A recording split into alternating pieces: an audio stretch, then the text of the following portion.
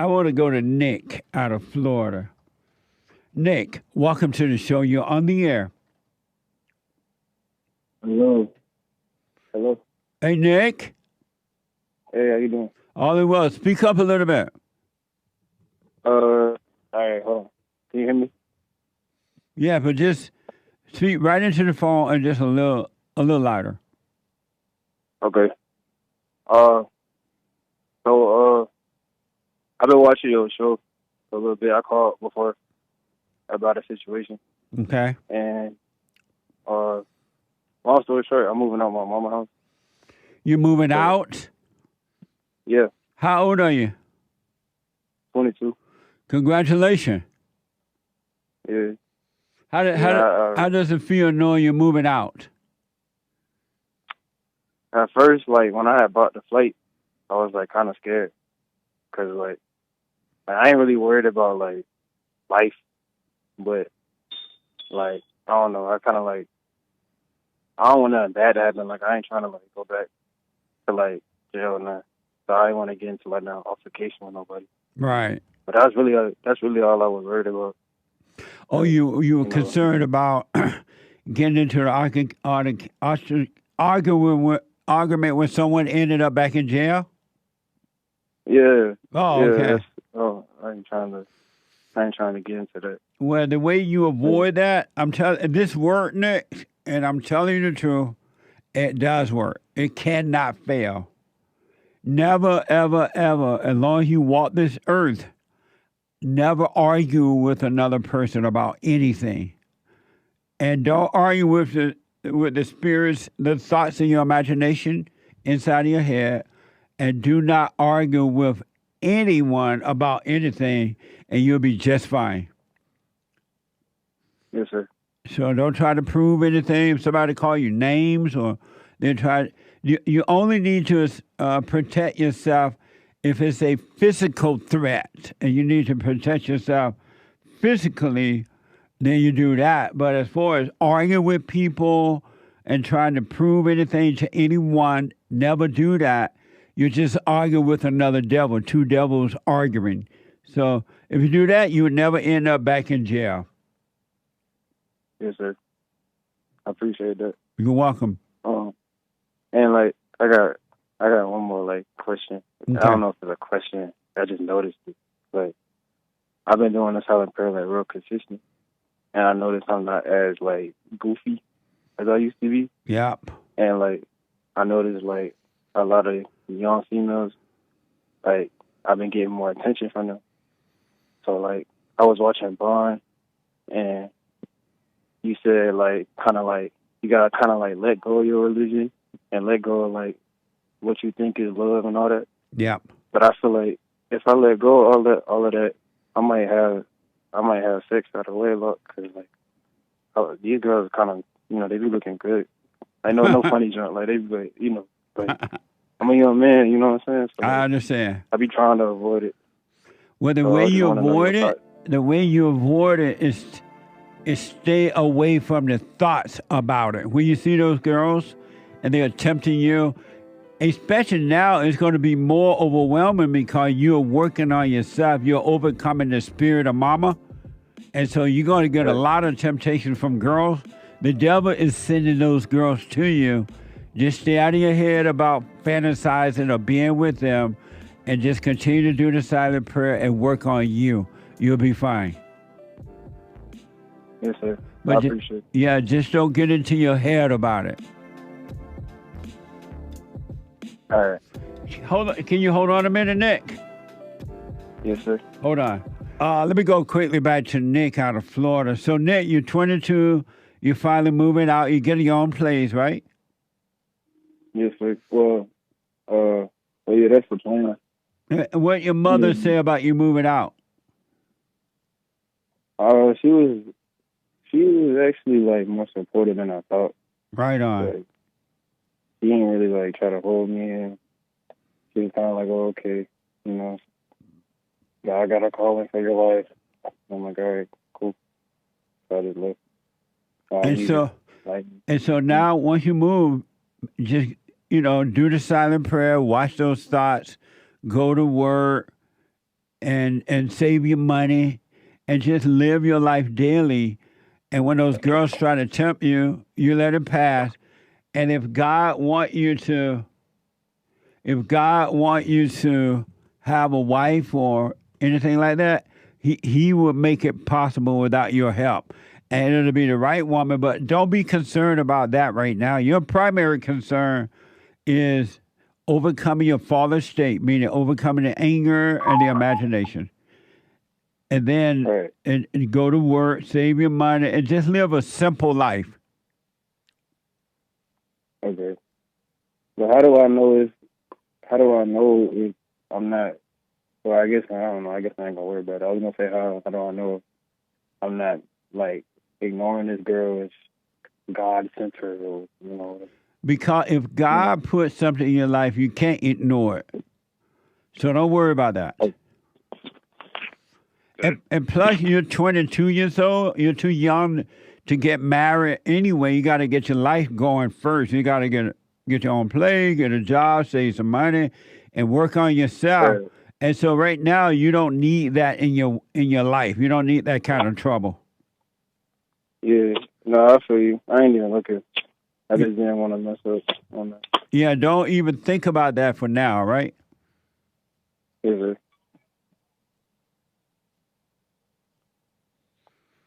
Is that it? Oh yeah. Sorry, I'm at work. Oh, okay. But, yeah. Okay, go back But to I work. appreciate you. You're welcome, buddy. Let me know how it goes. Yes, sir. All right. All right. Stay with the prayer, though. Stay with the silent prayer and watch those thoughts. Let them pass. Of course. Thank you. All right. You're welcome. Renee is out of Texas. Renee, welcome to the show. You're on the air. Hey, Jesse. Good morning. Good morning, Renee. Hi. I spoke with you before. Sorry, I'm kind of nervous. I spoke with you before regarding my mother. You wanted me to forgive her. Uh-huh. And I texted her because me and her don't have really a good relationship. So I texted her and told her, hey, can we talk? And she did not respond to me. So that following day, I called her and she didn't answer, but she did call me back. And I kind of, told her what you said. I'm sorry for how I treated you and things like that, my resentment towards you. But she was like, it's a little too late for that. And she kind of like hung up on me. So I didn't really feel anything after that, like that peace like most people feel, because I felt like I did it incorrectly. I didn't call her. I'm sorry, I didn't FaceTime her, or I didn't meet up with her. So just trying to make sure if I did it correctly, or I don't know. Yeah, you did it perfectly. You did it the only way you could. You can't force someone to meet with you. You can't force someone to FaceTime. You had that conversation. So now let the anger go toward her or anyone really, and just work on your life and move forward. Forget about her. Okay. And I feel like oh, sorry, go ahead. You don't need that evil woman in your life, so move on. And again, just don't resent her. Don't have anger toward her. She can't help herself, and you move on with your life. You'll be fine. Okay, and I think I feel like I did it incorrectly in ways because I was like apologizing like for myself. It wasn't really towards her, so I kind of felt like I didn't do it correct. You apologize for resenting her? That, and I was saying sorry for that we couldn't have a relationship, things like that. I felt like I was not saying it correctly. No, you did fine. If when you admitted that you resented her and you realized you were wrong for doing that, you're on your way. You're doing fine. But what you're doing right now is you're listening to the devil telling you that, oh, you didn't do it exactly like Jesse said it. You didn't do it quite right. You did this. And you're believing the devil. Let those thoughts pass. Okay. Those thoughts are lying to you. Okay. And so don't try to approach her anymore. And you've already forgiven her. Move on. Have you forgiven your father as well? Yes, I called him that next day. He was very excited to hear from me. Yeah. And he actually apologized to me, too, after I told him, Right on. Fathers love their sons and daughters, And when they leave the mother of the kids, not the children, but the mother makes you think they left you. So that's good. So now just live your life. Do the silent prayer, stay present, and move on with your life. Go to work, build yourself a house, have a bunch of children if you want, and just live your life. Okay. I do have actually 2 boys, but I had them out of wedlock. Oh, okay. But I married my husband after that, so the babies are with someone else. And I know you speak on that a lot, so I don't really know how to handle that situation as well, because I feel like I have brought. You say you married the kid's father or a different man? No, a different man. Oh, okay. And what about it? I just feel like before I watched your show after marrying him, so I feel like I brought some kind of anger in my household on how I act, how women act. Right. So I feel like he resents me, and he has like a hatred towards me as well. Do you have any kids with him? No, not yet. Are you pregnant by him? No. Oh, well, you said not yet. I thought you were pregnant. And so your question about that is what? I mean, since I married him and I already had children with someone else, I mean, do I still just live my life correctly? I guess I'm confused, because like I said, I hear you a lot talk about not marry when you have kids with someone else or something like that. Right. It doesn't matter. Yeah, you should never marry. I don't want to say never, but you should. A father or a mother should not marry someone else when they have little children, because the kids need the attention of that parent, and that parent tends to try to get attention from the person they are married to or living with, and the kids know it, and it just creates anger in the kids. How are your children feeling about this man you're married to? We really never had a conversation. I have a 14-year-old and then 11-year-old. And how do they act around him? And do they seem to be not liking him? No, they love him. Oh, okay. Well, right now, don't worry about it then. Just continue to work on you. Keep your eyes on you, and let the light guide you. You'll be fine. Okay. Okay, thank you. Are you doing the silent prayer? I have not started it, no. Why not? No reason. I have no reason. I just haven't started it. I mean, I've seen the video. When I sit down to try to do it, I get distracted. In what way? Like, it's maybe my children or my husband is asking me to do something, and then in the morning I'm like super busy trying to get my children to school and things like that, so I don't really have time to myself to do it. And so you can't. What time you wake up? I get up around 5:45. And so you can't wake up at 5 and do it? I mean, I can. Why don't you do that then? You got to put this first. You must put seeking the truth first above all things, and the truth will guide you. And you do have time to do it. You're not that busy. You can wake up at 5 and do it for 10 or 15, 20 minutes. Okay. Okay. Yes, sir. That make sense? Yeah. So don't have an excuse. You have time for everything else, but you got to have time for first things first. Okay.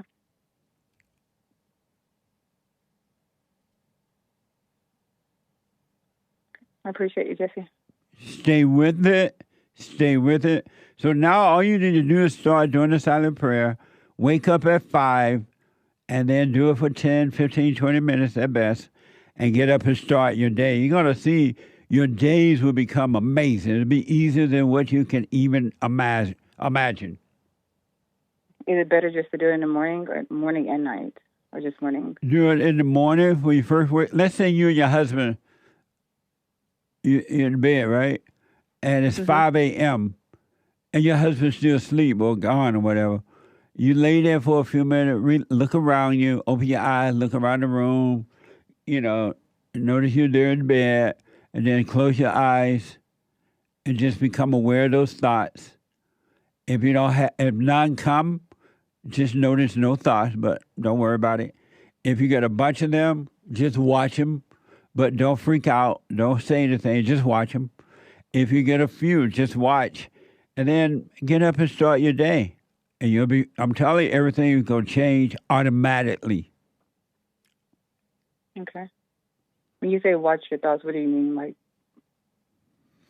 Like, you know how when you close your eyes, you can see a bunch of thoughts in your head about the past or the future, what you need to do or what you did not do, and blah, blah, blah. Mm-hmm. Just watch those and let them pass. Okay. Like you're watching a movie. Mm.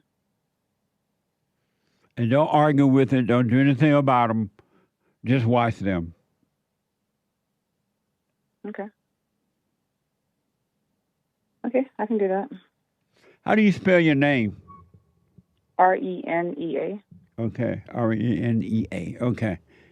All right, so just stay with her, Renee. I don't care what happens. If the whole world turn against you, or if the world is falling apart, you stay with it, no matter what. Okay. Okay, yes, sir. Let me know how it goes. Okay, no problem. Thank you. You're welcome. Let me go to Gary, our first time call out of California. Gary, welcome to the show. You're on the air. Hey, Jesse. What a pleasure to talk to you, man. Thank you. I can't tell you how much you've helped me in my life, but especially the last couple of years. I lost my son to fentanyl about 2 years ago. How old was he? And he was 27. May his soul rest in peace. Thank you. And I'm sober, and I got sober a few months before that happened. And I remain sober. I'm still sober. But I was having such a hard time with the guilt. Like, I didn't do things right. Every parent makes a ton of mistakes raising their kids and everything. And what had happened was I started listening to you. And I forgave my parents. I did the silent prayer. And when I forgave my parents, I realized that because I realized that they did the best they could. And I really realized that in my heart.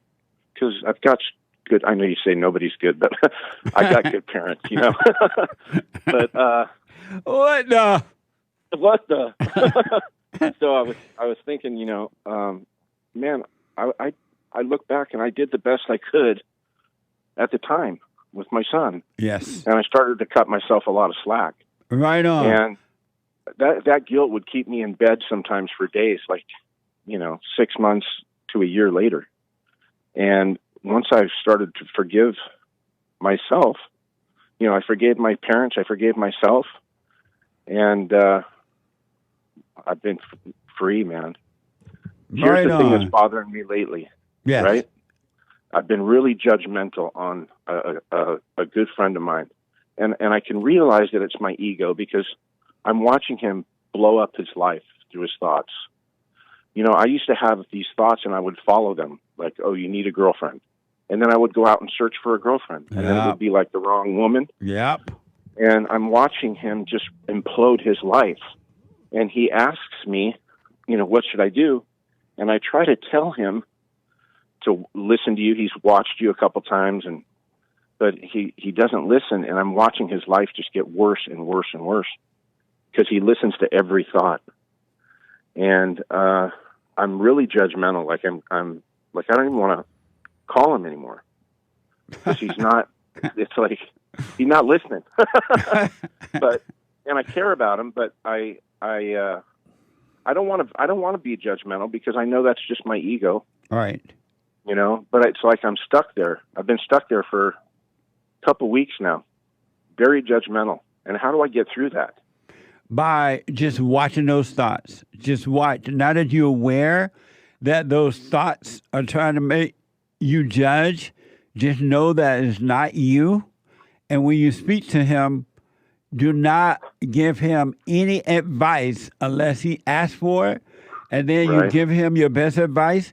And if he doesn't take it, be done with giving him advice and just let him suffer. He has a right to live a screwed up life. And you don't have a right to try to do anything about it. Right. Okay. So just That makes sense. yeah, just let him suffer. He has a right to be wrong. And if you notice, God leaves him right in his hell, in his misery, and God let him pick the wrong woman every time, let him make the wrong decisions every time, because God is not going to interfere with anyone that doesn't want to change. So you should be the same way. Don't judge him. He loves his misery. Right. Yeah, I don't want to be miserable anymore. Right. I don't want that misery anymore. But he does, though, it sounds. Yeah. So don't judge him. He has a right to be that way. And if you don't feel like talking to him, you don't have to. But just don't judge him. If you want to talk to him, talk to him. Don't judge him. But right, because I was the same way. I was exactly the same way. That's why him and I got along so well. We would laugh at stuff like that, like laugh at our stupid mistakes over and over again in life. Yes. And I can see a big change in myself. So I'm starting to change. Be grateful that you can see and wish him well, but do not try to force anything upon him. Don't give him any advice unless he asks. And then if he asks, but and then he doesn't take it, then you stop giving him advice. Don't give him any more. Okay, that's where I'm at now. I just gotta, because he asks, but then, he actually gets upset with me. Why? Because he says I don't believe in that Jesse Lee Peterson stuff. You can believe in it. I don't believe in it. So then I said, okay, well, right. So then, okay, don't ask for advice then. I won't give you any advice. Right. Okay. Well, and so I got to tell you, thank you. You're welcome. And watch those thoughts that try to, because it's the thoughts that try to put him down in your imagination. Say, oh, look at him. He's still this. He's still that. And they're not my thoughts. Right. Yeah. They're not your thoughts at all. Not one iota. And then the thought. I have to be reminded that. The thought give you things to think about concerning him. And then the thought tell you, oh, you're judging him. Look at you. You think you're better. You're judging him. Right. But so you still believe in those thoughts. They're not real. They're lying to you. Right. Okay. As long as you're not angry at him, the sign of judgment is when you're angry at someone for the way they are, or they don't want the truth, or this and that. If you become angry at a person for being what they are, then you're judging. But you think about it, those are thoughts. That's not you. Okay. Okay. What a mess. What a mess. You brought so much joy into my life and so much peace. I can't tell you. I'm a truck driver, so I've got you on 3 hours a day, every day. I appreciate that. And then I listen to church on Sunday. So, right on. Well, you're stay awesome, with Jesse. Thank you. You stay with it. I cannot find the words to express to you the joy, the perfect peace that will come upon you if you stay with this. You stay with the prayer. You watch the thoughts. If you catch yourself lost in a thought, don't judge. Just come back to the present. Realize, oh, I was in a thought. No big deal. If you have to do that 1,000 times a minute or a day, if you just stay with it, there are no words to express the joy, the peace that will overtake you, the simplicity to life that would naturally overtake you. And you will live through it, and you will have nothing to do with it, but it will have control of you.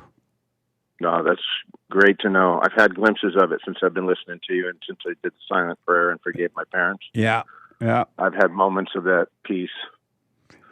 But I want to thank you. I can't thank you enough. So you're welcome. And what you teach works so well with the program of Alcoholics Anonymous, like what you teach. Nice. It works so well. Right on. So thank you, Jesse. You're welcome, Gary. Stay with it. Stay with it. Stay with it. No matter what. If the whole world turn against you, if your wife, your kids, your mama, your cat, your dog, everybody turn against you, you stay with it. They can't help themselves. I will. All right. I guarantee it. I'll check in with you later. Absolutely. Take care, Thanks, buddy. Jesse. Okay. Take care. All right. I want to quickly show you a man from the old school. I spoke about him yesterday in our fellowship. And I said in the fellowship, I want this man to be my daddy, my earthly daddy. But I'm playing about that. I love my earthly daddy. And I will always love my earthly father. But this man that I'm about to show you sounds like he's from the old school. And he taught his sons and daughters to be even better than he is. And he appreciates that now. Grandpa, tell me about the good old days. I want to interview Elon Musk and Donald Trump and all that. But then a friend of mine, Francisco, sent me this interview of Elon Musk's daddy, his father, earthly father. I didn't even know Elon Musk had a daddy. I knew he had one, but I didn't know, I had never thought about him. I had not thought about him. And so this weekend, I saw this interview of Elon Musk, father. And I'm like, now I understand Elon better. It was what I thought was an amazing conversation. And it wasn't like spiritual, deep kind of thing that he didn't appear to try to be. He was just having a regular conversation, answering questions that were asked of him. And it was amazing. So I wanted to share just a couple of those sound bites with you. Elon, here's where Elon was on a show called Disruptive Podcast. And Elon's father, his father was on the show. And Elon's father's race, he talked about his relationship and his desire for his children to do better than him. Watch this. So, I mean, do you have a good relationship with Elon? Oh, yes. No, I have a very good relationship with Elon. Elon and Kimball bought me a Bentley. That's very nice of them. I didn't really ask for it, but I really like it. But they have their own lives. I don't interfere in their lives. I do give them advice. The boys, Elon and Kimball, grew up with me until they left school. My daughter lived with their mother, but was also with us most of the time on holidays. So, yeah, I have a very good relationship with them. The kind of relationship that I would like to have is what I have. I can't imagine having children who do less well than I did. I mean, I think that's the worst thing that can happen to a father is your sons especially do worse than you did. I mean, you want your sons to do better than you did. Amazing. That's the old school mentality. So apparently the daughters went to live with the mother and the sons went to live with him after they broke up. He and his wife broke up, I guess. And he wanted his sons and daughter to do better than him, to have a better life. Do you remember the good old days when your parents prepared you for that? They didn't know what better life you're going to have, which way you're going to go, but they prepared you. They taught you to work. They taught you to be an independent thinker. They taught you to be free and go out there and deal with the world. And you can't go wrong when that happens. He taught his sons to be that way. He looked like Elon, or Elon looked like him, and he sounded like him. I didn't know Elon even had a daddy. And so when I saw that, I'm like, oh, well, this makes sense. And in that interview, he talks about how when Elon was a teenager, how much money he made from building rockets and things like that. Things like that. And Hake is coming in because I got to ask Hake about another man that this man mentioned. And he made such a profound point about it. it made me think all weekend and wonder about it. So that's what he's talking about. He wanted his sons to be better than him. Elon bought him a Mercedes. No, a Rolls Royce. He didn't ask for it. He just bought it. Elon's father on his experience living in South Africa included an incident where he shot 3 people in self-defense with 2 bullets. Here's the first soundbite. You know, I live in South Africa. We don't have an easy situation in you know, people here we have an unemployment situation of about 60%. We have no government department that functions anymore. We have, you know, every possible bad thing that you can think of. The only thing that's keeping the country alive is the remaining, I would say, European element that's here. If they weren't here, we'd be like Zimbabwe. And, yeah, so it's, you know, it's common sense. It's not like I'm saying bad things. All people have their values. But generally, in terms of running a first-rate country, that takes a different kind of person. That is so deep, I didn't know what to do with it. And it's so true. It's like, it's true.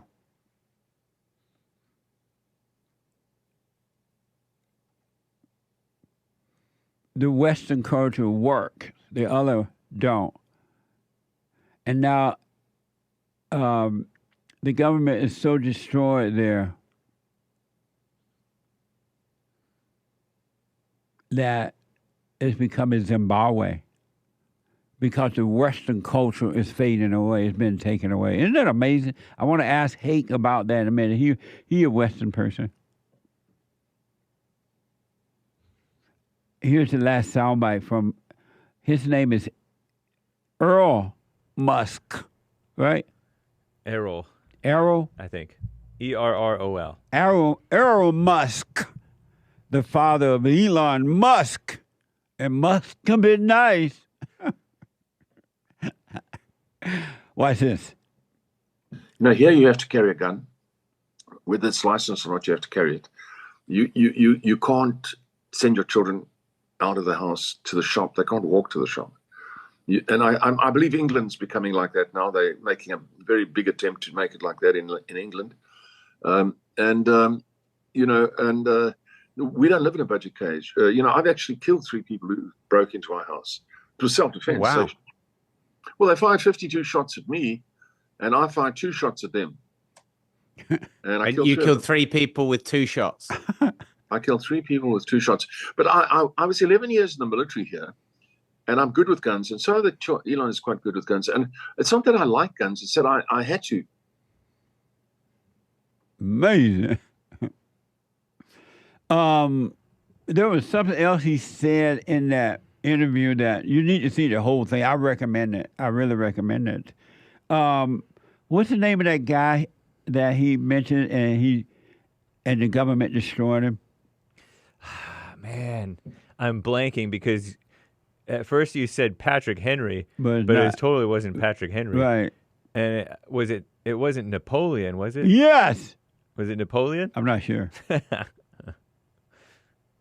We'll deal with that later then. Okay. But Elon, Errol, is it Errol? Errol Musk made an interesting point. He talked about how bad things are in South Africa right now, and it's as a result of Western culture being destroyed, and Western culture is the only thing that works, and it's so bad there that he killed 3 people in his home. He can't send the kids out to the marketplaces anymore, and blah blah blah. And he said that it's happening the same way in England. And also I noticed that the exact same thing is happening in America as they destroy Western culture. It's nothing but chaos. They're not making it better. They're not improving upon it. They're not taking away a good thing and replacing it with a better thing. It's just become total chaos. West is a first-time caller from Sweet Home, Alabama. I wish I was in Dixie. How you doing? All is well, Wes. Great. God bless. Thank you. So I have a question. I've been listening to your videos, and you talked a lot about fathers not being able to protect their children from the mother. Yeah. That's the predicament I'm in, and I don't know the best way because I have a volatile ex-wife who hid her narcissistic traits, and you can't communicate nor deal with this woman. So how am I to best protect my children? So you guys are separate. You're not together anymore, right? Yes, sir. And do you have visitation right or something? Oh, yes, sir. I get them frequently. Oh, So, when you get them, a couple of things.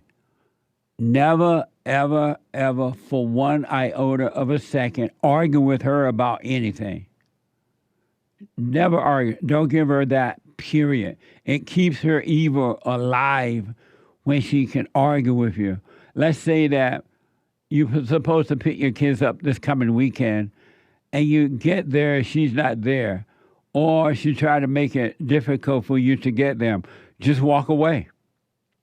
And when you walk away, don't ask, why were you not there?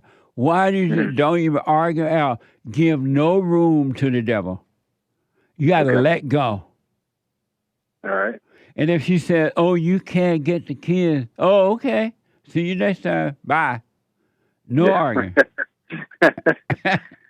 I love it. You got to let go. You should want for nothing or anyone so badly that you hurt over it. Love is not pain. Pain is pain and love is love. So don't want for anything or anyone so badly that you could be controlled by it. Well, I wish I would have found your videos about 7 years ago.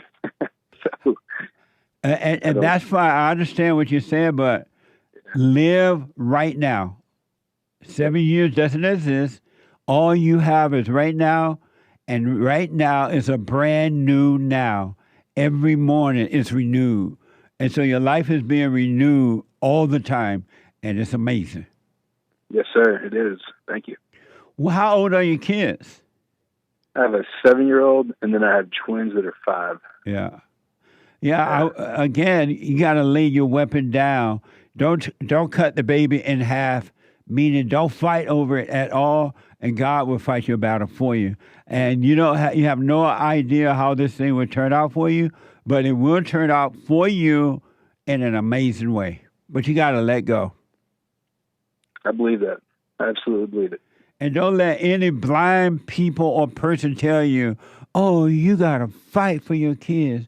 You're not being a good father if you're not fighting for them. They lying to you. Their hearts are evil, and they're lying to you. Don't fall for that. Yeah, my mother says that. Give your mother the finger. Right? She's a Cherokee. No, every time you listen to your mother, you will suffer. Absolutely. That's the truth, and I have. So you got to stop listening to her. Listen to the spirit of truth that's in your heart. Let the teacher guide you, and he will lead you all the way home. You'll be fine. Will do. Thank you so much. You're welcome. I wish you well, man. But you got to let go. Let go. And I think that's the hardest part, letting go of the anger, letting go of the ego so that it's not provoked. And that can be difficult at times because I get it on both sides. Get it from the ex and from the mother. So. Well, that's why you shouldn't listen to the woman you're suffering. Don't listen to your ex and don't listen to your mother. And don't let your mother be involved in what you're going through. Don't, with your marriage, ex-marriage or your kids, don't be telling your mother your issues. She has no business being involved. Okay. Because she doesn't have any truth anyway. She's not going to guide you the right way about it. So no, she hasn't. That's right. And don't let her tell you, oh, I'm a grandmother. A grandmother want to see the kid. You tell mother to be quiet. Those are not her kids. Go sit down. And if she wants some grandbaby, she need to have them herself. That's right. But you got to stand up, man, but don't be angry.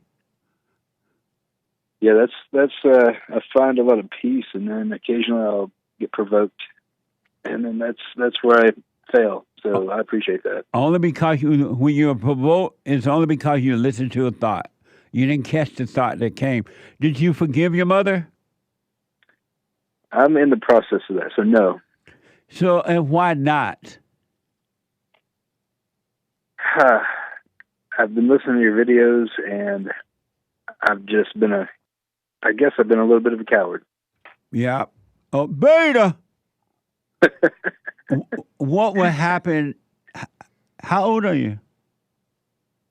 I'm 45 now. So what would happen if you went and forgave your mother for what she's done? Because the woman you were married to is your mother. Every woman you ever met, every woman you ever will meet and get involved is the spirit of your mother. And you will not be able to overcome that until you overcome the spirit of your mother. And God will take her spirit, which is evil, away from you. And it's not her spirit, but it's Satan that made a home in her. right. What would happen if you went and forgave her? I would feel relief. So knowing that, why don't you do it?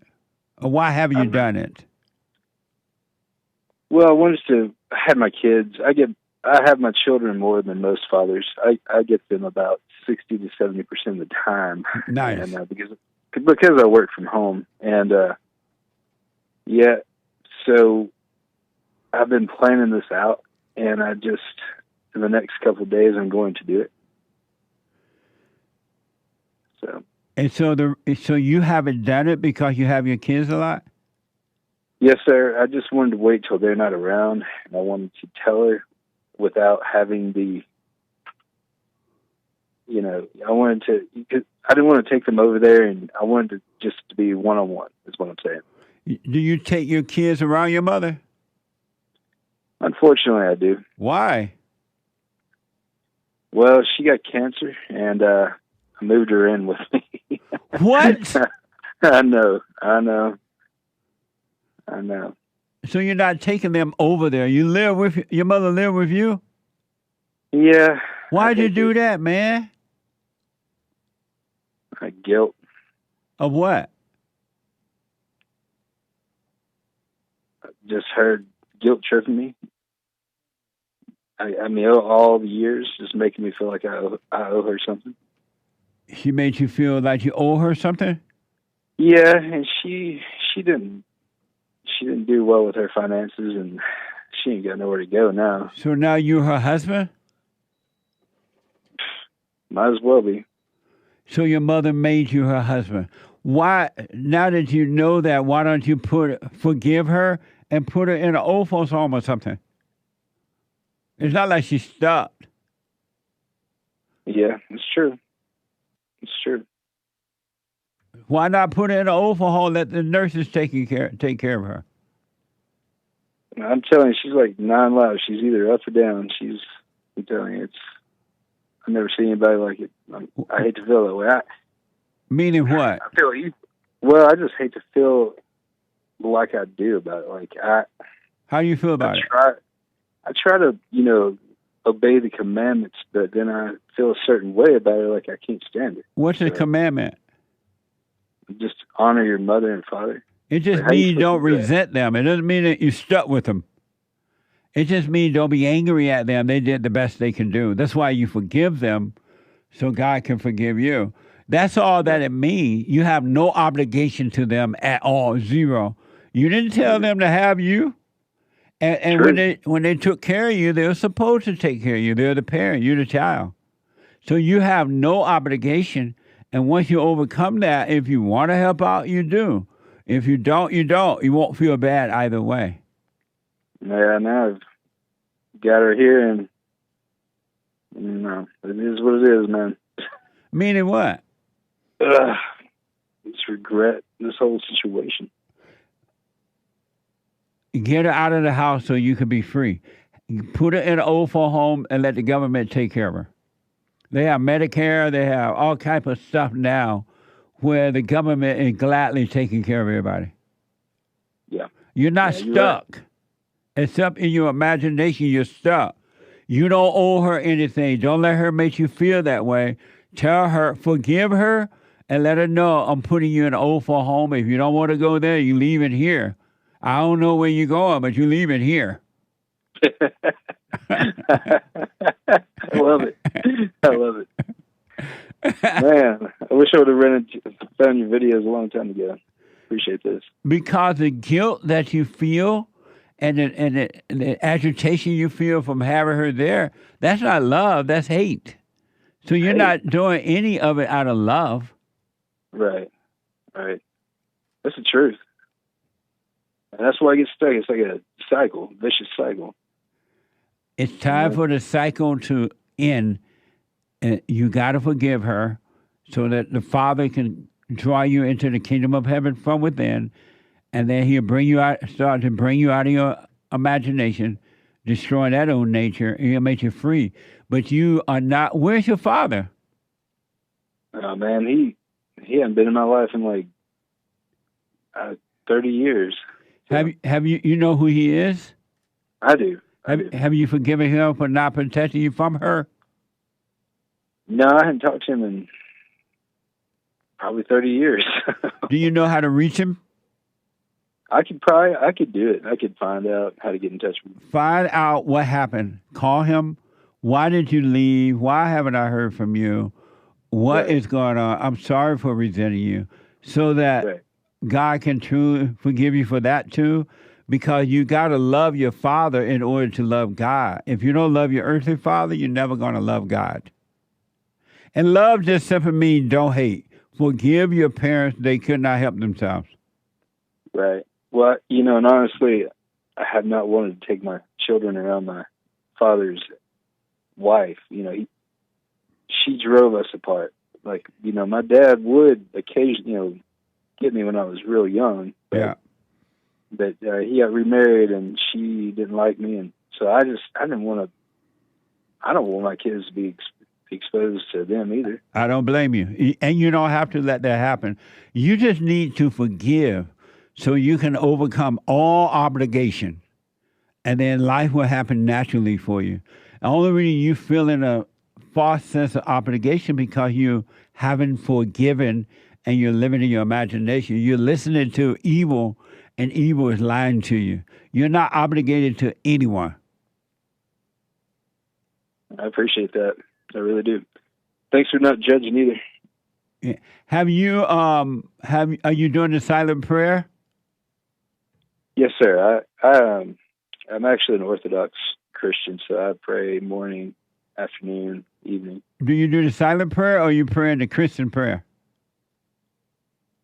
Well, just recently when I found your videos, just learned about the silent prayer. So I really hadn't embarked on that yet. Well, start doing the silent prayer. Do your little Christian prayer, and so you can continue to pray to the devil. Have you noticed that your prayers have not been answered? To some degree, yes, sir. Yes, sir. Because you're praying to the devil. You know not what to pray for. You know not what you want. That's why God said, be still and let him take over. Know him. So when you cut out all that other prayer and just be still and be aware of those thoughts, the Father will guide you in your life. He'll add everything to you, and you have no idea what you want. It's going to be amazing. But you do your little Christian prayer, and when you're done, hooping and holler, be still and know God. Nah, ain't no hooping and holler. What do you think about? What do you think about Orthodox Christianity? I think it's just a name. It's just a word. It has no meaning. Okay. It gives you a false illusion that you know God. Okay. It's another false identity. So, but you'll get to that point where you let those ideas go too, and you would just be a son of God with no identity at all. I like it. It really will happen for you, but you got to be still and let the Father take over for you. Yes, sir. It's a process, isn't it? It is. I know what you mean by process, but all you need to do is just be present. Don't be lost in your head, thinking about the past or the future. You just stay present and let God take over. And he really, really will, man. I promise you he will. I trust that. I believe that. So- I definitely appreciate you. So here's what you do. Forgive your mother and your father. Tell your mother she got to go live in an old... Are you an only child? Yes, sir. Wow. Tell her she got to go live in an old folks home. Put her in an old folks home. Stop being her boyfriend, her husband, and you start living your life. Will do. And let all that false guilt go. It's just ego, all right? Yes, sir. Thank you so much. All right, Wes, let me know how it goes. Yes, sir. Take care of yourself. You too, buddy. Let me go to first time caller out of Colorado. Ardene, I believe. Ardene, welcome to the show. You're on the air. Hi, how you doing? All is well. So, am I pronouncing your name correctly? Yes. Okay, Ardene. Welcome, Ardene. Thank you. What I'm concerned with, I've listened to your show as an oddity, I have to say. You're provocative. You stimulate a lot of discussions, a lot of thought processing. I do appreciate the people that you have as guests, say for your fallen state. They're very well educated 90% of the time, and they have some really good ideas. It's another subject, but I'm very curious as to why you dislike women so bad. It's like, what is your problem? Seriously. And when I you don't say, understand it. I don't understand why there is so much discontent with women. What is the problem? give me the, I don't hate women at all. Yeah, Zero. you do. Yeah, you do. Yes, you do. Give me With an example everything you of something say about women. Yes, you do. Give me an example of something I've said about women. Okay. Hold on, Adine, hold on. Give me something that I've said about women that's not true. That they're all evil, that they have hate in them, that they are basically no good, no purpose other than birthing children, men's children. Where did I say off that? The mark. Okay, so where am I wrong when I say that they are evil and they must be born again? They are evil. They are not evil. They are not evil. Why do you say they're not? Why do you say they are? No, tell me why you say they're not, and then I can tell you why I say they're not. Because the women I've been a woman for 73 years, coming October 4th, 73 years. Now, I don't see evil in the women that I know. Do you see evil in you? In people. I don't see a part of human race as the whole part of human race as evil. I don't see that at all, and I don't think God would ever want that. Do you see? Where do you think you know more than God? Adrian, where do you think you know more than God? Adrian, whatever your name. Do you see evil in you? No. Do you see good in you? Yes. And what's good about you? Okay, first off, my husband. I've just gotten married probably about 2 years ago. My husband of 45 years passed away. He had a consecutive triple heart attack. He was a diabetic, severe diabetic. He really did not. No, what's good about you, not your husband? I saved his life. What? I gave him CPR. I saved his life. How can you save a life? How are you capable of saving a life? I gave him CPR. But you didn't save his life when you did that. Yes, I did. No, you didn't. He was a flatliner. Yes, I did. No, you didn't. Yes, I did. Hey, only God can save a life.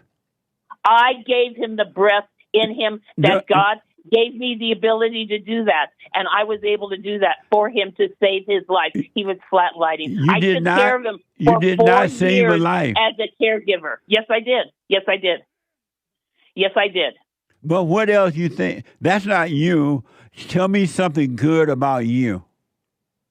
That I okay, here's some ideas. The church I go to. It's a very, very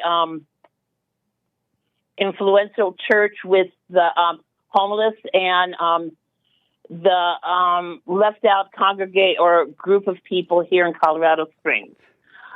We're there helping them. I'm there helping them. So you're telling me about what you're doing. Yes, but you're that's not, the things that I'm doing. You're not telling me how anything that's good about you. I give to people based upon Jesus' teachings. I don't look at people negatively.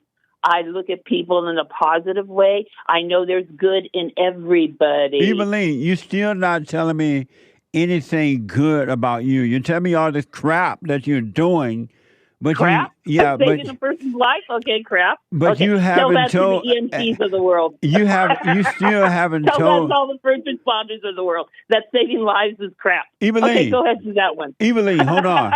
Evelyn, What? hold on. What? You still What? haven't told me anything good about you.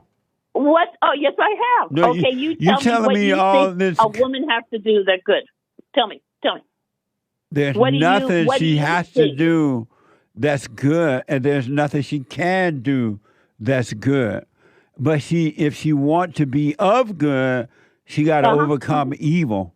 She got to return. I did. She got I to. did. She got to I did. return I did. to. No, I you did. haven't. I did. No, you I haven't. did. No, you I haven't. did. No, Yes. you haven't. Yes. No. Yes. No. Okay. How do you know? No. How do you know? How do you know? Because there's no good in you.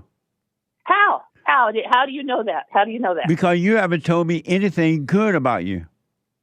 What? Okay. What else do you want me to? What do you want to see in a woman to prove that they're good? What do you want to see? I don't want to see anything in her to prove that she's good. That's her problem, not mine. I'm just telling her. You're the one. I'm just telling her. You're making the accusation that all women are bad. You a Christian? So you need to have proof. Are you a Christian? Yes, I am. And so when I say that all women are evil until they return to the Father, am I wrong?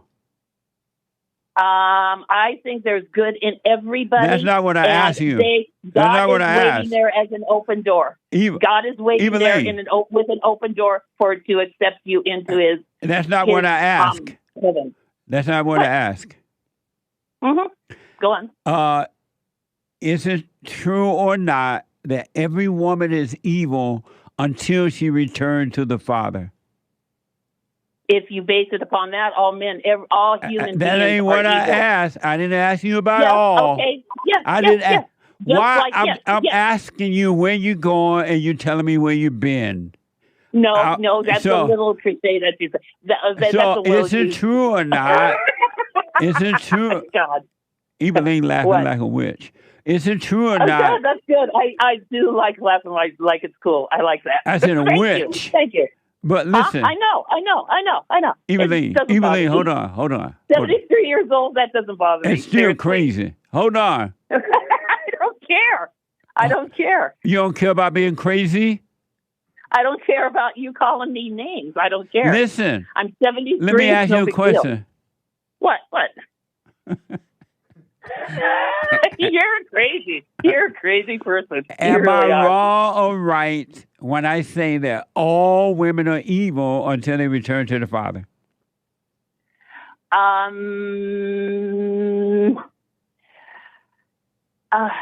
Evil, no. Misguided, yes. But not evil. No. But then God say that they're evil until they return to the Father. Is God lying? I think you're reading it out of context. Is God lying? I think everybody has evil and good in everybody across the board. Is God lying? No, he's not. He's not lying. Does God say that? I think you handpick things out of the Bible. Does God say? Does God say that every?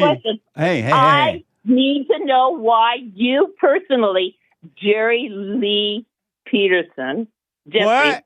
Excuse me. Why you What's my personally, name? Jesse Lee Peterson. Why you personally dislike Say my women? Name. I don't. Why do you personally dislike women? Why? I just told you I don't. I love women. That's why I tell women the truth, and that's why. You still. That's why they should. Hold on. You do not. Evelyn, do not love women. Hold on a minute. Why do they show up at my women's forum every Thursday of the month if I didn't love them? They're curious, just like I'm listening to you and talking to you right now. Every Curiosity. Thursday, you're provocative, and you're a curious. Every it's sort of like the things at Barnum and Bailey circuses. That's Thank you for your is. call. I gotta run. A good friend of mine, and I can call this man friend. expired last week.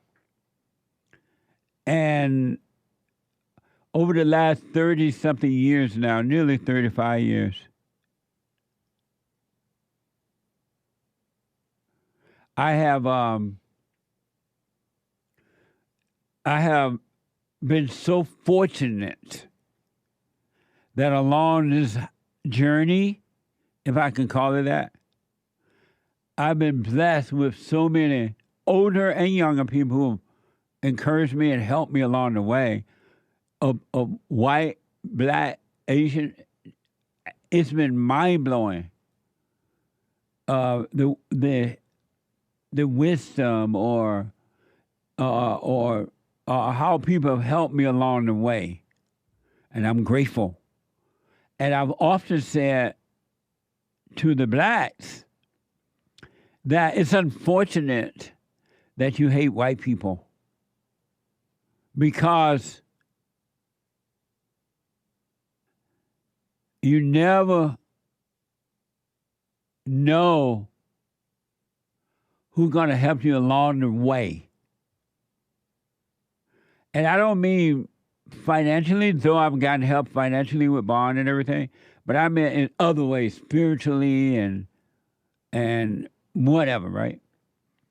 And I would think, had I had hatred in my heart, I would have rejected the help that the Father was trying to get to me to help me along the way with this stuff, what I'm doing. And I'm grateful that I don't have that hatred. So I hate no one. I have no anger toward anyone. I love my enemy as much as I do my so-called friends, right? But a really good friend of mine passed away. He expired. He did. And he truly, truly helped me along the way. And when I no longer needed his help, he would call the office. He would ask for all the guys, Joe, Hermes and Hake, and he just loved the guys around here that made these things happen. And he owned a radio station, so he was a radio broadcaster, legendary radio broadcaster. He's from the old school, really good at it. He invited me over to be on his show several times and invited me there to speak in his town several times. Introduced me to his family. His family treated me like I was their brother, and I appreciate that. I will miss him in my heart, because I know he was a decent, an amazing person that loved what's right. And he lived a long life. When he was retired from his radio station, his show and everything, and before he put his radio station up for sale, he offered me an amazing opportunity to buy it. He's like, Jesse, you can buy my station. I work with you. You can buy this radio station. But I would have had to move to North Carolina and all that kind of stuff. And at the time, I didn't have the money. But he offered me an opportunity to own my own radio station. Isn't that amazing? He was a friend, and a friend indeed. And over the years, I've met so many people like this. White people, black people, Jewish people. My first Mercedes-Benz, not Brad or anything, was given to me by a Jew. Isn't that amazing? Now, suppose I had hated the Jews. I wouldn't have ended up with a Mercedes. What the? I know not where my help come from. But because I have no anger toward anyone, no judgment toward anyone, I'm open. And however God want to help me, I'm grateful. You got to have love and not hate. God is not of anger. Anger is hatred. So I just want to say thanks and pay a minute gratitude for my friend Carl Lamm. And he lived a long life. he was like, when I would talk to him on the phone or when I go visit, he was from the old school. He was like, he didn't play. He was from the old school. He told you how the cow ate the cabbage. And he was of love. He had no anger. This is from a tribute to my friend Carl Lamm, and may his soul rest in peace. WRAL. This is from WRAL. Carl Lamm was born in Spring Hope and broadcast on Johnson County in North Carolina base radio station, WMPM, and WTSB for decades. Has died. Lamm was 97 years old. That's how long the old people used to live. 90, late 80s, 90s, and 100. Mr. Robert, Miss Seager, they were all in their 90s and 100s when they died. Carl was 97 and was known as the voice of Eastern North Carolina and believed to be one of the radio's most enduring voices. May his soul rest in peace. Really, I am blessed to have known him.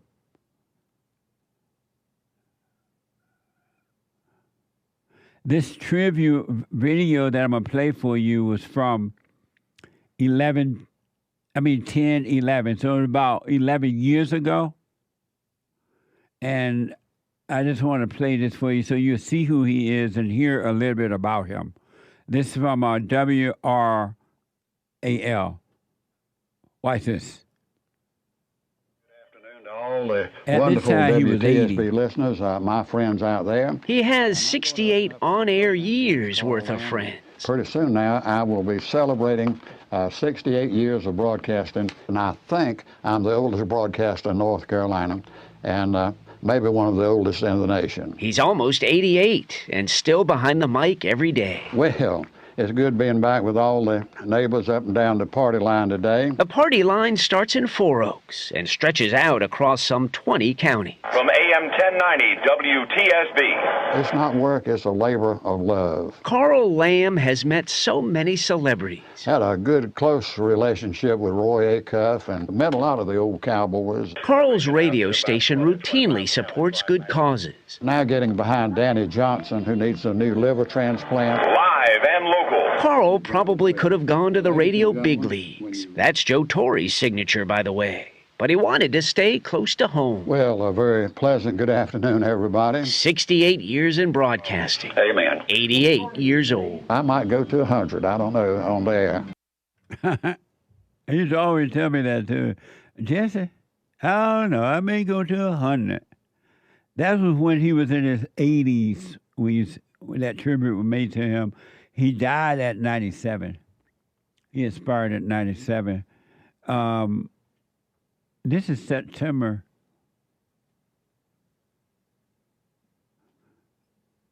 I'm trying to remember exactly what date here. It was like a week or two ago, and I forgot. I was just to mention it. August 15th. It's been that long? It's been that long, James. Where'd you get that from? Really? Oh, wow. But JOCO report that he died August 15th. Amazing. I literally remember his last phone call to the office. Jesse, this is your old friend Carl. I really appreciate you. Thank you for all you do. You're one of the greatest radio hosts around. Any help I can do, let me know. We ain't coming back to North Carolina. I remember that. And then he was in the hospice place for a while, and his son called me and told me he was in the hospice, and they let me talk to him, even though he couldn't verbally respond. They let me talk to him on the phone, and I said my goodbyes. Isn't that amazing? Carl Lamm was a great guy, had a great impact upon America. May his soul rest in peace.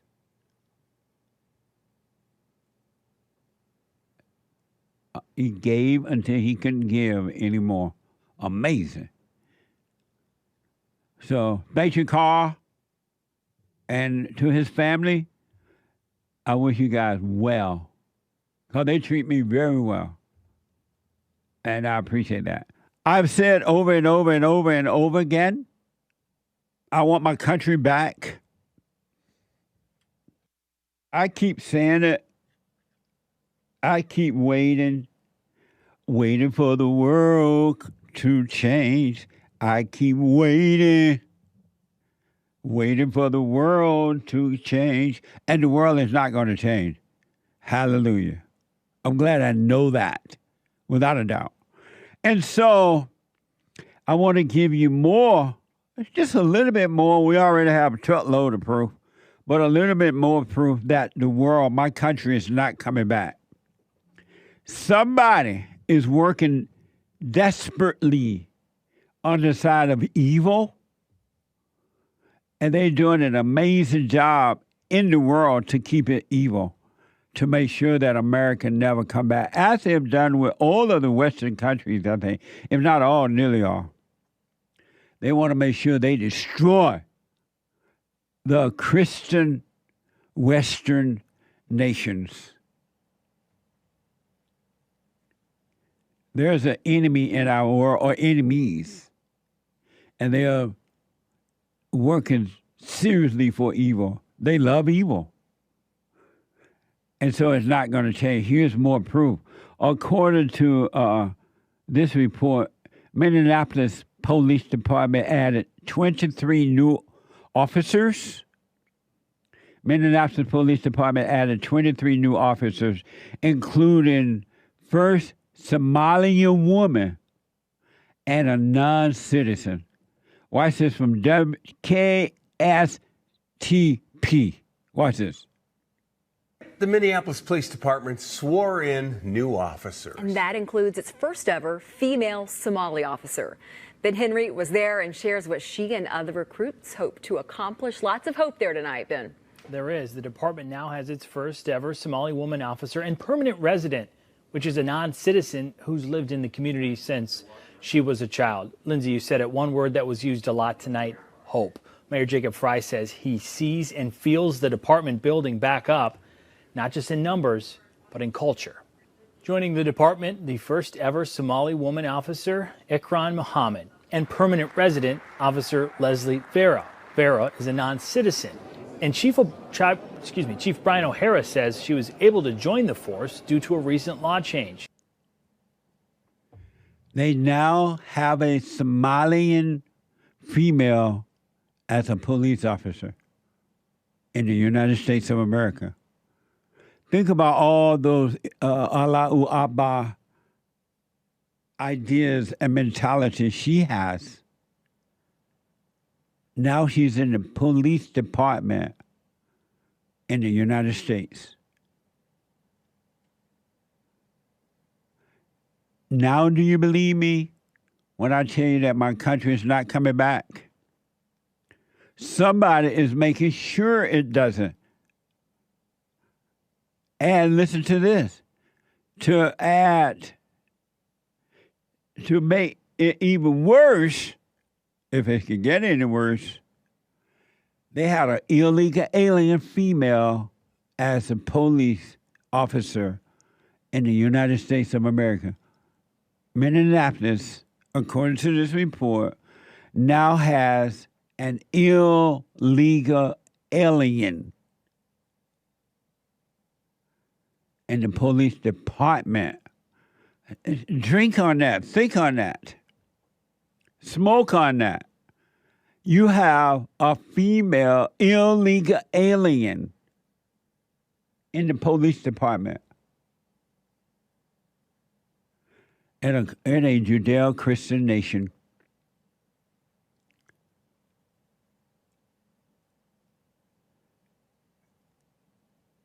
If ever we needed you, Lord, we need you now. Come by here, Lord, come by here. And come in a hurry.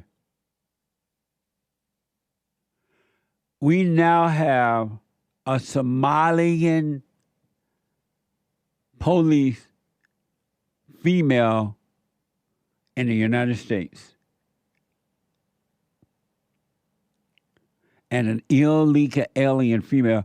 It's bad enough that there are females in the police department. They both are enemies of America. The illegal alien is here illegally. Isn't that like breaking the law? And they reward you by making you a police officer. Police now. Watch the crime get even worse.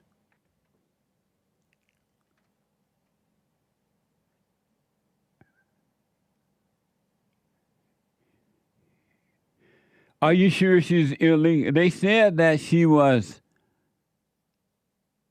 a child illegal or something. Some type of law let her in. Responded to hate. They said non-citizen in the report, right? And I know I'm black and slow, but non-citizen means not illegal. It means illegal to me. I could be wrong. So whatever non-citizen, it still ain't no citizen. Let's say she's not illegal, but she's a non-citizen.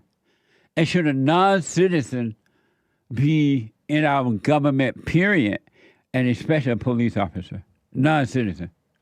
And a female. Have you noticed that there is not a loud cry out, a loud noise about women replacing men in the workforce in every area of life? Everywhere you look around now, it's just female. So-called female doctors and female scientists and female... Women are not even interested in science. Math and stuff. They don't know nothing about no math. And so they don't even think... They think about cooking and cleaning and sewing and ironing. But someone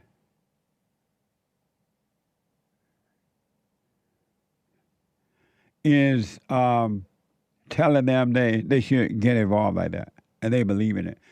And then to top it off, the Somali have on the Allahu Akbar rag on her head. Is she going to go to work like that?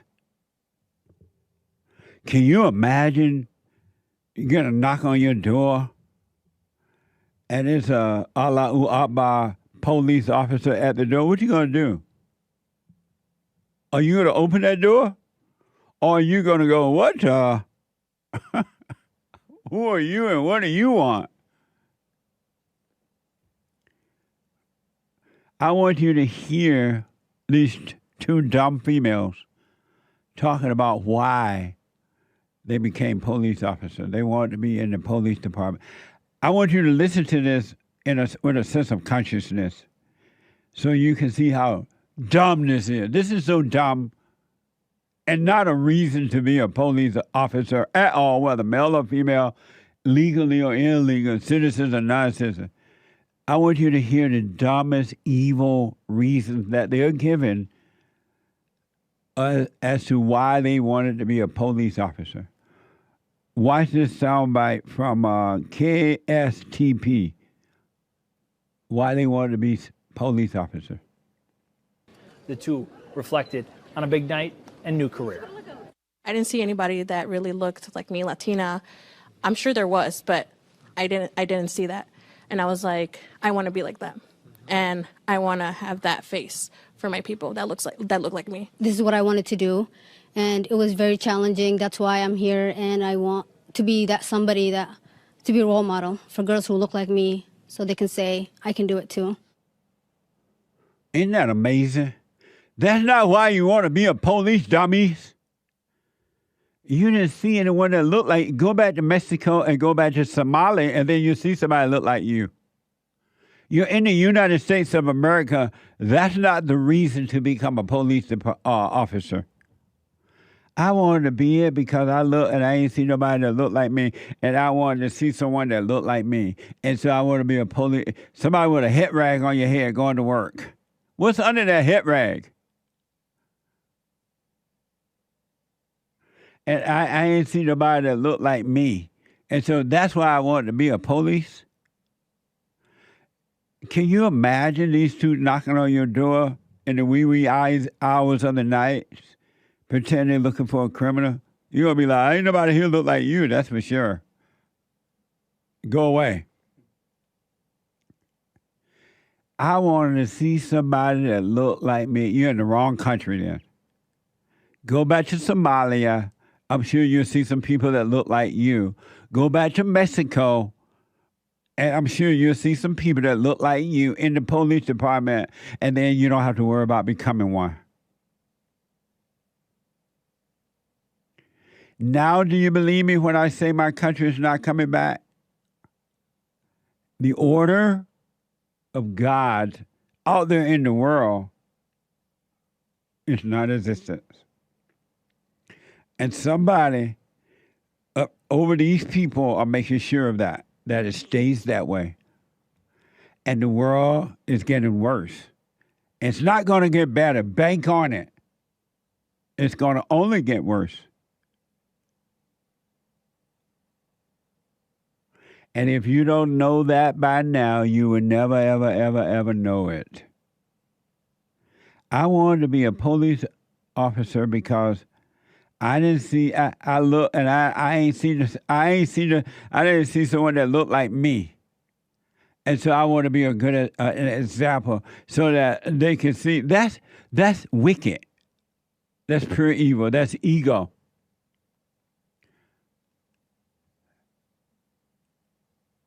That's ego, and that's not a reason to want to be a police.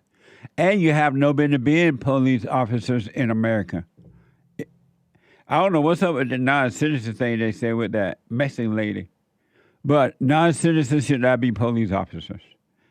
And females should not be police officers. So it's double trouble. It's two mints in one.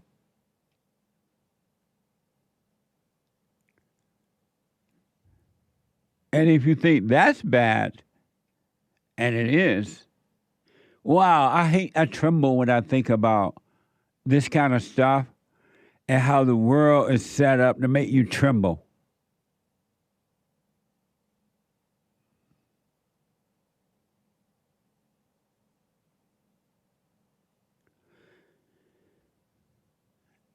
It is set up to make you tremble.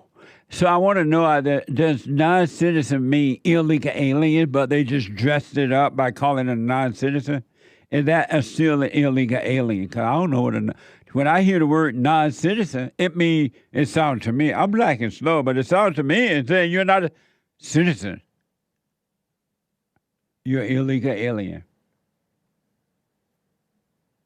Hake can tell me he remember when Biden and Camilla administration started calling illegals non-citizens. This is why you must. You don't have to if you don't want to. You must overcome words. Words are deceiving. We got to use words to communicate, but if you're not careful of the word, watching, listening to, aware of the words you're hearing, they can be very deceiving. So a non-citizen sounds like, oh, okay. But to a person who's paying attention, you're going to ask, well, what is a non-citizen? Do you still mean illegal alien?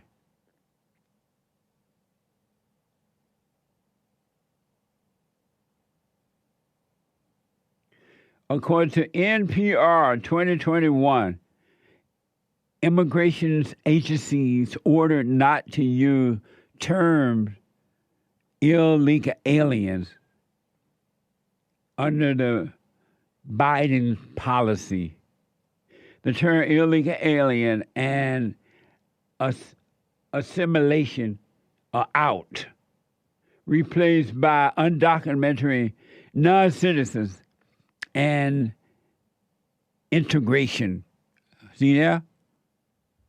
That's what they did with that word racism. They made up that word racism, and they just use it, and they take away whatever it's supposed to mean, and then they've enhanced that word by calling DEI. They said reparations before and affirmative action. Now they call it DEI. And then you think, oh, that sounds pretty nice. But it's destructive. But if you think that's bad, folks, I'm sorry to wake you up this morning with this news. And I never thought I would see this in Mexico because I've always heard, since being out here, I don't even think they had any Mexicans in Alabama when I was growing up. Matter of fact, I didn't even, if I remember correctly, I didn't even know Mexican existed until I went to Indiana. And there were some Mexicans in the little area that I lived, and I was like, where do these people come from? Mexican? How did Mexican get into America? But I was just thinking out loud. I didn't know what Mexican meant. But and Mexicans, there's supposed to be that thing called machipo. What do you call the Mexican, the strong Mexican man? Machista. Machista. That meant the Mexican man don't put up with it. Right? Right. I'm doing the same thing your hands are doing. I'm doing the quote thing. That mean the Mexican man don't put up with it, right? Well, the Mexican man now put it up with a Mexican female in Mexico. They now have a Mexican female in Mexico. Did you ever? Now you know the world ain't coming back. If that didn't convince you with the police, the non-citizen, which is the illegal, the police and the Somalian police, because they looked and they didn't see anybody that looked like them and they wanted to be an example. They have a female president, so-called president, in Mexico. Mexico's first female president, Claudia Sheinbaum. This is from PBS. Claudia Sheinbaum, a 62-year, ain't she too old? A 62-year-old scientist. But I thought women's bodies start to fall apart at 62. It's like over. But anyway, that maybe have changed too. They have surgery now. But Claudia Sheinbaum, 62-year-old scientist turned politician, took the oath of office Tuesday as Mexico's first female president in more than 200 years of independence. Watch this from KTSM. Claudia Sheinbaum officially becomes president on October 1st. Some people we talk to say they hope for big changes these next 6 years, starting with crime. It's only getting worse. It's not the same as it used to be. In 1960, I used to cross this bridge. There used to be a lot of security, but not anymore. Everything has changed. It's ugly now. We hope things get better with this lady. Some say they are excited to see a woman in office. More than anything, to help the people who need it most. As for commercial, well, of course, we need more opportunities to open up. While others hope Sheinbaum will do more than the previous president, starting with fixing the city's roads and infrastructure. I still complain about the streets in bad shape, the floods. All of that causes lots of damage to the cars. It's a problem because those repairs are expensive. What's wrong with the men mindset? They think that, well, these men fail, so let's get a woman. Why do you think a woman going to make it better when the women were running it before, in charge of the family and all that? Look what happened. Why do you think the woman going to... That's not the answer. U.S. border experts are optimistic about the new female Mexican president. This is from KTSM. Watch this. And because of our proximity to the border, our region will see some impacts that come with a new administration. but experts say they feel optimistic. Now, we spoke with the Borderplex Alliance, an organization that focuses on addressing critical issues in trade, travel, and security along the North American borders. They tell us that this new presidency is a new opportunity to address ongoing issues. Challenges loom. How she addresses the cartel violence not only in our region but around the country, how she addresses energy issues and infrastructure issues throughout Mexico to take advantage of this once-in-a-generation opportunity that not only Mexico has but our region when it comes to economic development, reshoring and nearshoring. Amazing. You think the cartels are going to care about what this female think? They already hate women. That's why they're cartels. You think the so-called drug lords are going to care about what this woman think? They partying it up in the same way that the Allah Abba people partying it up about the possibility of Kamala Harris becoming president. They living it up. They living it up a la loco. Whatever. Living la vida loco. Living la vida loca, too, in my ear right now. I knew it was living la vida somebody, and it was local. It's gone. It's over. And they're setting it up, whomever's doing this, they're setting it up so that things get even worse. They're not like, okay, these men that do it right, let's find some men that will do it. They like, these men that do it right, let's vote in some people that's going to make it even worse. The blind leaders of the blind. I suggest do what you want. You start living from within before it's too late, because you're not going to be able to handle the things to come. Joshua out of New York. Hey, Jesse, can you... Joshua, welcome to the show. You're on the air. Hey, what's up, Jesse? How you doing? All is well. Always good talking to you. Thank you. Can you hear me well? Oh, no problem, Joshua. Go ahead. All right. I just needed some advice because I've been trying to convince my wife that we have to leave New York City because I don't want to live amongst... We're already taken over by all the illegals. Yeah. And I'm trying to convince her that, that we have to go. And I told her that if she's not willing to go, I'm willing to take my son and leave without her. Because she's telling me that it's evil to not like these people. But I'm telling her, what is there to like if they're the ones raping and killing and they're doing all this destruction to our neighborhoods? Like, why would I want to stay in that? Like, I feel like if I stay, it's going to be dangerous for my family. I have a growing son, and I'm afraid that by the time he gets to high school, he's going to be surrounded by a whole bunch of illegals that don't like him because, one, he's American, and he's from here. And these illegals, and some of them that have been here for years, are starting to look at us like we're the foreigners, and they want us to speak their language. It's like, I'm from America. I want to speak only English. I could speak Spanish, but I mean, why do we have to be accustomed to them and they don't want to be accustomed to us? Yep. So I was just seeking some type of advice to see how I can go by through this because it's getting really bad. And so your question for me is what? How do I go by, leaving New York City and not bringing my wife if she doesn't want to come?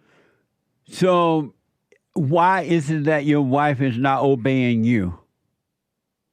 Because she comes from a family of immigrants, so she feels like I'm being racist.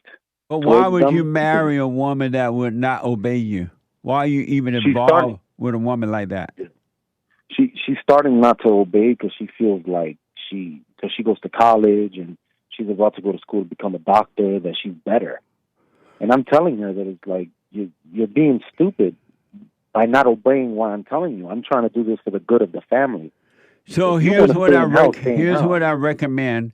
Number one, do not hate. Don't be angry at the illegal aliens, right? Because the illegal aliens they're still human beings created in the image of God. They're not of God, but they are created in the image of God. And so don't be angry. You have to love even the illegal aliens. They're doing what our country is inviting them to do. Our country the government of our country has invited the illegals to come over by leaving the borders open and taking care of them and have no requirement for them except that they vote for them. So don't be mad at the illegal, but you don't have to agree with what they're doing, but don't be angry. And then secondly, you're the head of your wife, and if your wife don't want to move to wherever you want to move to, you and your son pack the car and leave her behind because you're married to a disobedient woman, and a man should never be married to a woman who will not obey. And I explained that to her. I told her, you're not obeying me. And so just leave her behind. Don't argue with her or anything. You told her, okay, we're moving away from here. It's my job to protect my family. We are moving away. And if she said, no, I'm not going, just say, oh, okay. When she come home one day from work, you and your son will be gone. Leave her there. That's what I'm planning on doing because she's, she kind of likes the way things are going on in New York. Well, leave her there, man. She have a right to stay in her hell. You have no right to try to force her out of her hell. So pack your bags. When she come home one day, you and your son will be gone. Don't even leave her where I went to note or anything. Yeah. Can you tell me what the biblical question is? And don't even argue with her about it. Yeah. You told her we're moving away. I got to protect my family from what I see happening here in New York, and I understand it. And you want to come?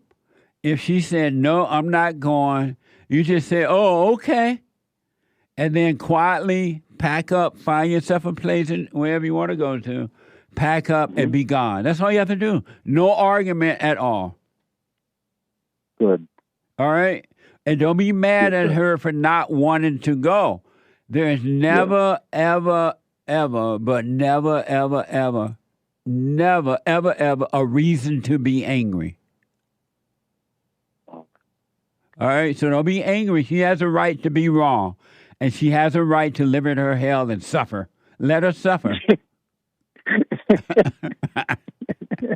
I will.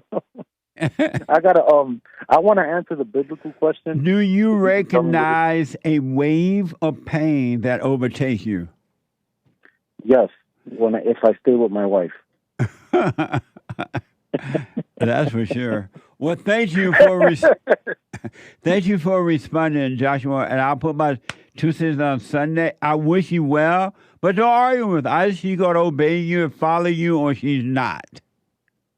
No problem, Jesse. Thank you. I wish you well. Thank you, sir. All right, buddy. Sharon, welcome to the show. You're on the air. Good morning, Jesse. Good morning, Sharon. I'm not a first-time caller. I'm actually a long-time caller. Oh, okay. And I'm calling in regards to your Sunday service. When he asked you, when he asked you when you're a first-time caller, did you say that you were a first-time caller? When he asked you that, what did you tell him? Say again? When the screen caller asked you, were you a first-time caller, what did you say? I said no. Oh, okay. So what's your question for me, Sharon? Go ahead. So I'm calling in regards to Sunday's service. Okay. And your topic was, if married men cheat, should they tell? As a longtime caller, I think you've given some great advice and guidance over the years, but I have to disagree with you on this topic for a number of reasons. Let me explain, please. So I disagree with your guidance on Sunday because we see a lot of what's wrong in the world today has to do with sex and secrets. And if you don't tell, the lie keeps going. Whether it be sexual indiscretions or sexual assaults or incest or P. Diddy parties or porn. By instructing men not to tell their wives that they cheat, it's keeping the secret or the lie going because it hurts others and forgiveness is not offered. Jesus said he was the way, the truth, and the life. And if that's the way that he instructed us to live the truth, then we should not keep the lie going. If more people told the truth, we would not be in the mess we are today. Because by telling the truth, we have a chance to know the truth and to make the appropriate decision whether to forgive or not. Forgiveness is a big message that you preach, and we cannot forgive others unless we know the truth. Your response? And what is the truth?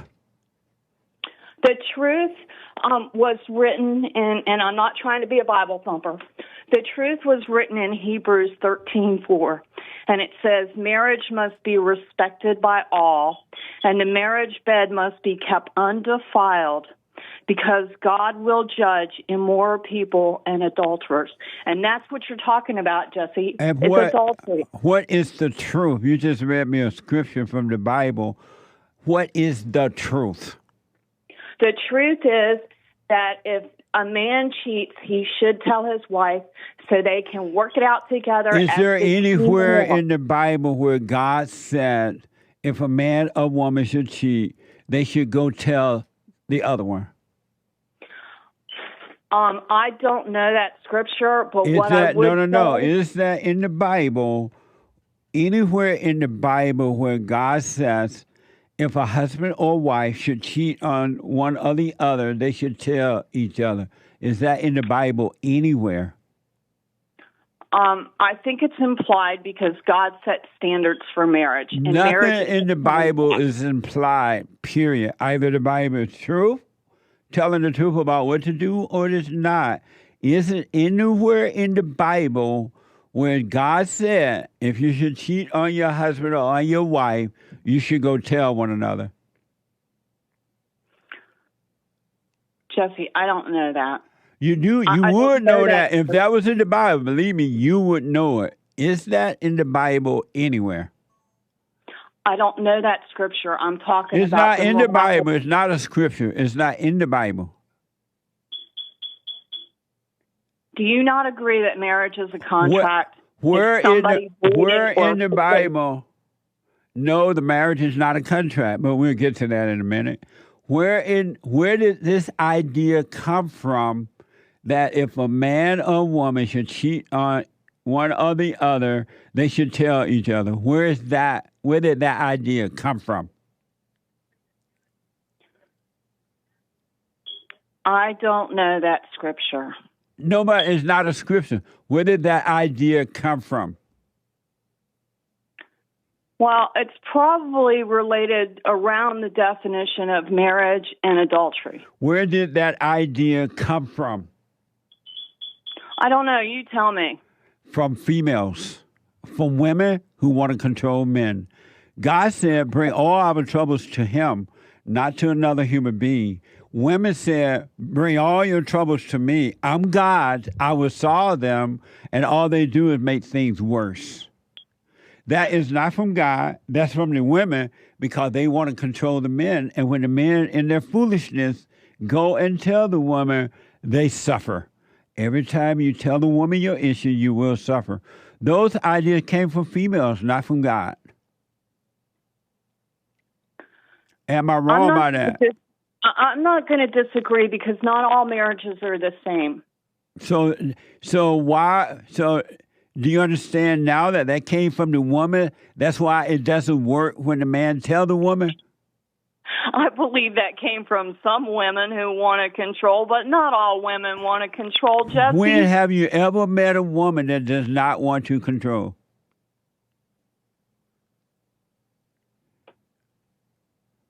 I can't tell you about other women. All I can do is You just speak told for me myself. not all women want to control. How do you know that's true? You said not all women want to control, and now you're saying you have not spoken to all women. How do you know not all women want to control or not? All I can do is speak for myself. I didn't want to control my man. Yes, you did. No, I didn't. Yes, you did. I'm not raising children. I am not raising that man. If his mother did not raise him right, that's his problem, not my problem. So if you didn't want to That is the control difference him, between a parent and a child relationship. if you didn't want to control him, why did you ever get angry at him? I didn't get angry at him. So I you- walked away from him. So you never got angry at him. I never got angry at him. And why did you I walk lived away my from own him then? life Why did you walk away from him? Because he was a cheating, abusing drunk. And you wanted to control him. No, he wanted to control me. That's why he beat me up. And that's not the reason. The reason he beat you up because you drove him to it. I did not. Yes, you did. I did not. Yes, you Jesse. did. You were perfect. I was not perfect. What did you do I wrong? lived my own life.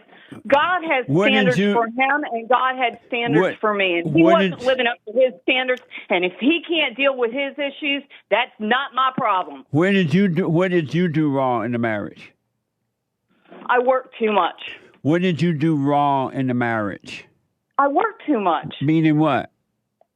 I work too much. I worked better than 65 hours a week Well, why would you do that if you were married?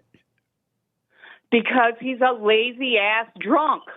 And why are you judging him? I wasn't judging him. You I are. You just judging walked him right away now. from You him. just called him a lazy ass drunk. That's judgment. Well, that's past tense. That's judgment. No, that's on the divorce papers, honey. You're judging him. I'm not judging him. The court judged him. Have you apologized to him for judging him? No, he has. He's not allowed around me, so no. In my own heart, I have, but I don't have to go Why near have him. you? because the Why court have will you intervene. told him that you were wrong for judging him? I didn't judge him. Yes, you He did. judged himself. No, you judged him. That's why you took No, him to he court. did. He drank himself into a frenzy. But you judged him. I didn't judge him, Jesse. I That- didn't buy his liquor for him. I didn't cater to him. I'm not his parent. Does he have children with you? No. He has no children with you? No. Oh, nice. Yeah, I know. And it was because he was acting that way I would not have children with that man. Amazing. He had children with his first wife, and he didn't even take care of them. And So what did think you I do wanted wrong? his Hey, seed? hey, Hell no. hey. Why are you telling his business on air right now? I'm not trying to. You're asking You are. me. I didn't ask you if he had a first wife or not. You asked me if I had children with him. Right, but I asked you if he had I didn't ask you if he had a first wife or not. That's true. You didn't. I volunteered that. You're right. See, you owe him an apology for the way you have judged him in the marriage. I didn't judge him. Yes, you did. I put my head down and I You worked. judged him And that he did was not an do his end of the alcoholic. bargain. You judged him that he was an alcoholic. You said alcoholic. You said he was cheating on you and all that. You judged him. I didn't judge him. Yes, you I did. Don't even know If if you he had was not- cheating on me, Jesse. What? I don't even care if he was cheating on me. I That's don't not. care. I If you lived didn't my care, life. why I did you lived divorce me. him? Because he would not do anything. He was a lazy drunk who became violent. So why did you Would marry you him not then? do something? Why didn't you marry him? He wasn't like that at the beginning. Amazing. Sharon, thank you for your call. I appreciate it. Thank you, and I hope you'll hear my warning about please don't. I never encourage listen to the women. lie. No, I don't take advice from women. Thank you, though, Sharon. I appreciate it. 888-7753-773. 888-77-JESSE. Let me go over to Canada. Heard around the world and talk to Matt. Matt, welcome to the show. You're on the air. Hi, Jesse. Thanks for taking my call. Yes, sir. I wanted to respond to the biblical question. Do you recognize a wave of pain that overtakes you? Yeah, I noticed when I was helping my daughter put a shirt on, she was starting to get very upset, and I was also feeling like I noticed I was also starting to get angry, and I just dropped it. So I feel like it's important to notice those things, especially around your children, so you don't transfer that to them. Interesting. I want to respond because you're making a very interesting point, but I got to wait until Sunday. Okay. And thank you for responding to that. Amazing, man. Stay with it, stay with it, stay with it. Can I ask you another question? Yes. Dude, how do I overcome anxiety? By overthinking. By watching those thoughts and don't do anything about them, but see them, and the Father will take them away from you, because you're only having the anxiety because you believe the imagination. You believe the thoughts. And once you believe it, you start to feel it. And the feeling of anxiety is what you're responding to. But if you can catch those thoughts, then you cannot have anxiety. It's impossible. Yeah, I realize that more and more that I've kind of made up a lot of things in my head, and that I've just been living in my imagination. I haven't been living in in reality. Absolutely, man. That's why you must, if you want to be free, you got to start catching those thoughts and just relax and do nothing about it. And the Father will take them away. You want to live in the present, not in your imagination, thinking about the past or future, what you have or don't have, what others are thinking about you or not thinking about you, and you missed the party, and you this. Stay present. Practice staying present. And in the present, you cannot have anxiety, worry, doubt, fear, or suicidal thoughts or anything. Yeah, I appreciate it, Jesse. I'm going to keep working on it. Are you doing the silent prayer every morning and night? I'm doing the silent prayer at night, and in the morning I'm doing it in the morning, and then I'll do it at night sometimes. And so are you doing the silent prayer every morning and night? No. And how will you become present if you don't practice it night and day? I won't be able to unless I do it morning and night. Yeah, and then during the day, when you're caught up in your head thinking about what's going to happen or what has happened, just bring your mind back to your body. Your body is always present. You got to keep your eyes on the imagination, on the thoughts at all times, 24 hours a day. And in the beginning, it's going to be difficult to do that. But if you stay with it, eventually it'll become easy and normal. Yeah, it just like life feels it feels more normal now. Yes. Before I feel like I was in a fight, like I was fighting in my head, like, I wanted to do this thing, but I couldn't do it because my mind was telling me, don't do it. Yeah. And my body I was getting a feeling or saying, yeah, don't do this. It's not a good thing to do. So I just feel like things are more normal. Yeah, you must not be afraid not to trust the thoughts. Stop trusting thoughts. Yeah, I understand that now. All right, Matt. Yeah, thank you, Jesse. Appreciate everything. Did you have another question? That was it. I mean, I guess there is one more. Like, how you say to lay down your weapon, but when dealing with a wife or my wife, like, how do you lay down your weapon, but also do what you want or get what you want? You lay your weapon down by not arguing with your wife or anyone about anything. Don't argue with the imagination, the thoughts, and don't argue with your wife about anything. Let's say that you want her to take your baby out to the park. You tell her, take my baby out to the park today. And if she says no, if you don't argue, you're going to see clearly how to deal with that situation. But do not argue, because it's just two devils arguing, and your situation will only get worse. what if she gets angry easily? Let her. If I don't do this. Let her be angry, but don't you get angry back. The reason she's angry because she's of her father, the devil, and that the evil in her is causing her to get angry because it's not her, but it's the evil in her, and it stays alive. It feels alive when she overreacts, and then she can get you to overreact. You're giving life to evil. Just let her be mad. You just look at her like she got issues. She crazy, but don't you get mad back. Yeah, I think I've been I've been trying to lay my weapon down, not fight with her, which has been good. But I've also been doing stuff,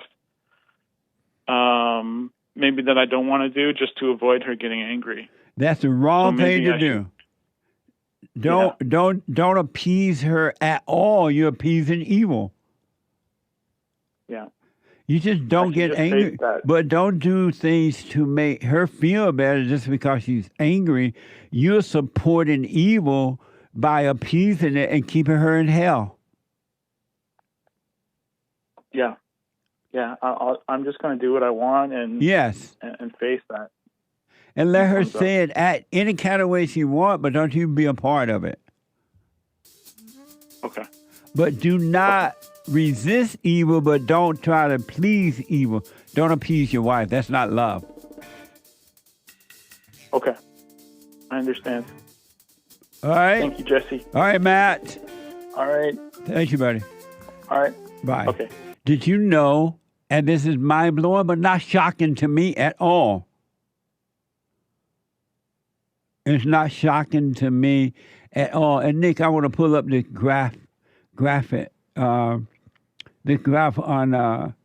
where people are living close to their mama. And I believe it's in the third hour. Let me see here. Yeah. New York. This is from the New York Times.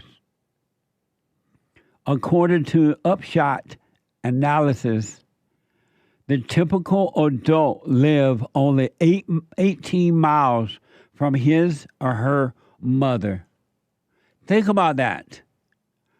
According to the New York Times, this is from the New York Times, according to Upshot analysis, the typical adult lives only 18 miles from his or her mother.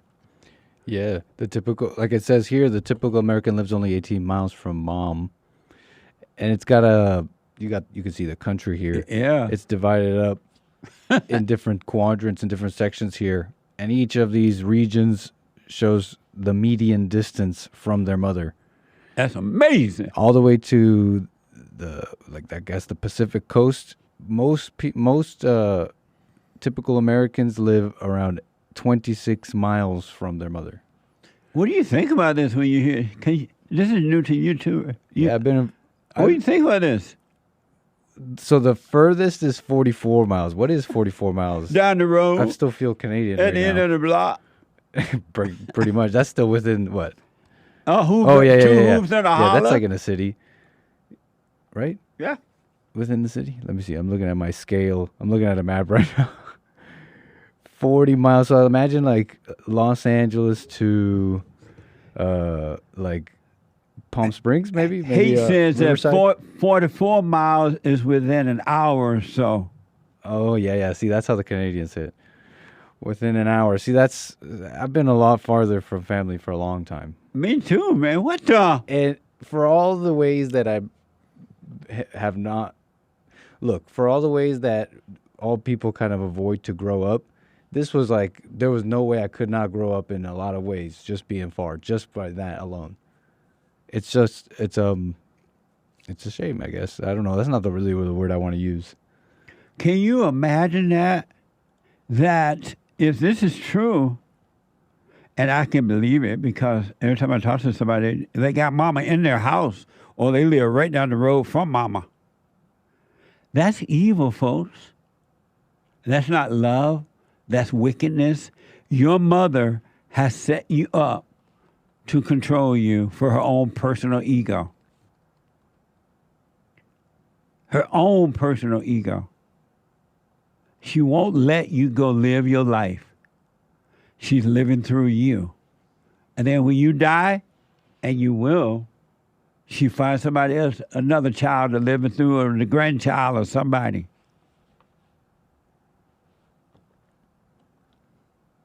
Isn't that amazing? According to the New York Times report, and this is from the New York Times, according to upshot analysis, the typical adult lives only 18 miles from his or her mother. Why do you think that is? Your mother is evil. And it's not her, but it's the evil spirit that made a home in her, and she wants to control you. Because she's lost and unhappy and miserable, and she's been living through the children, and even as an adult, she wants to continue to live through you and your children to suck the life out of them and destroy them for her own personal gain.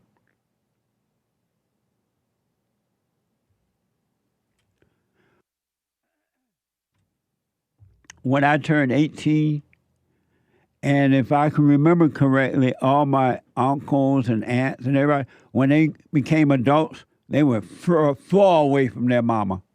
They left home, they left the state. That has changed.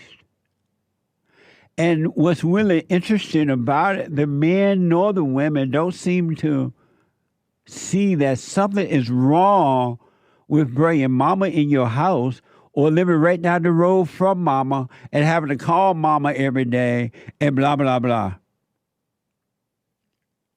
That's evil. That's not love at all. And you're not doing this because you want to do it. You're doing it out of guilt. And you call guilt love.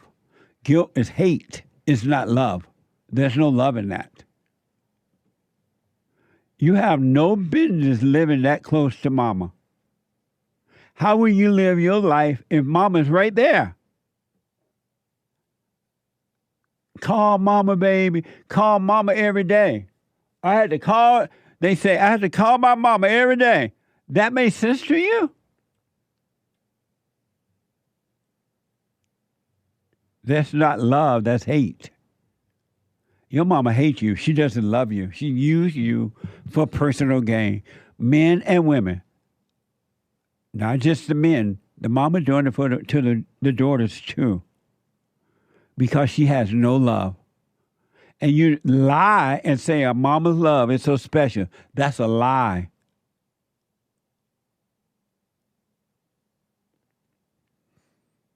I moved from my grandmother and grandfather at age 18 to Indiana. At 18, then I moved on to California, 18 years old. I didn't have to call every day. I didn't think to call every day. I didn't write letters. No one told me to because you're free. They're not trying to live through you. Nowadays, mama lives through the children and she destroys them. You have no business living that close to your mama.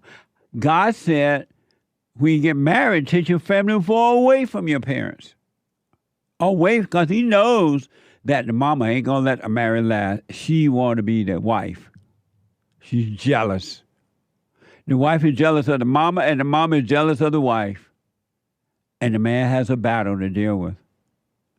New York Times is reporting that most adults, especially those with less education or lower incomes, do not venture far from their hometown. What a sad way to live. Hake is telling me of the Hake report, and y'all can get him at 9 a.m. Pacific time. Hake said, I live 26 miles from my mama. Oh. Just like the average West Coast man. He right down the road from his mama. Good morning, Mary. It doesn't even make logical sense that you should have your mama in your life. You have your parents in your life when you want to without guilt. When you don't have guilt, you have love, and you're in control, and you can go visit if you want, when you want. You can say hi if you want, when you want. You can send some money to her if you want and when you want. There's no obligation. You're not obligated to your parents. It's not your fault they didn't take care of themselves while growing up and make sure their life was secured. That's not your fault. But your mama makes you her husband. Your mama even made the daughter her husband.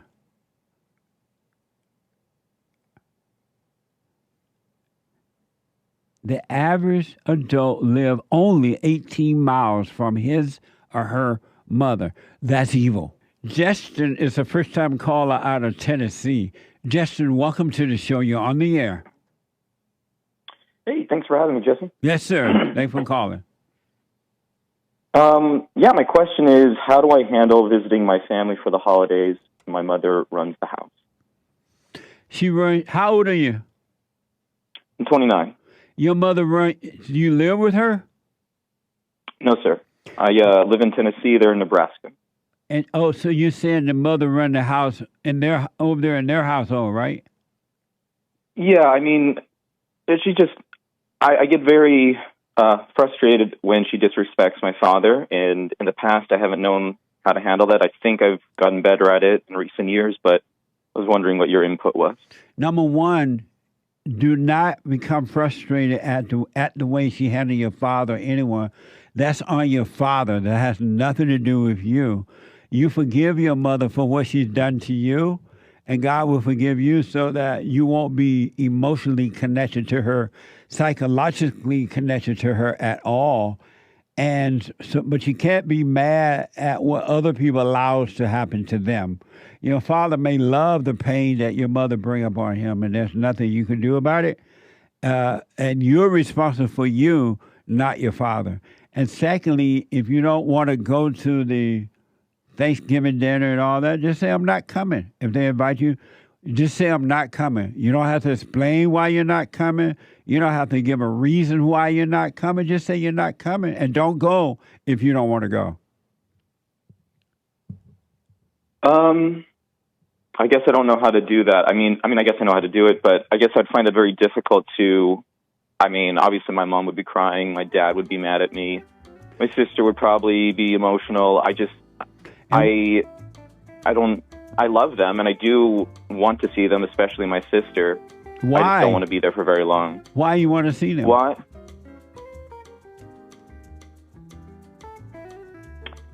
I guess I love them. On some level, I miss them. Hold on. Can you hold family. a minute? Can you hold a minute? Yes, sir. Hold on.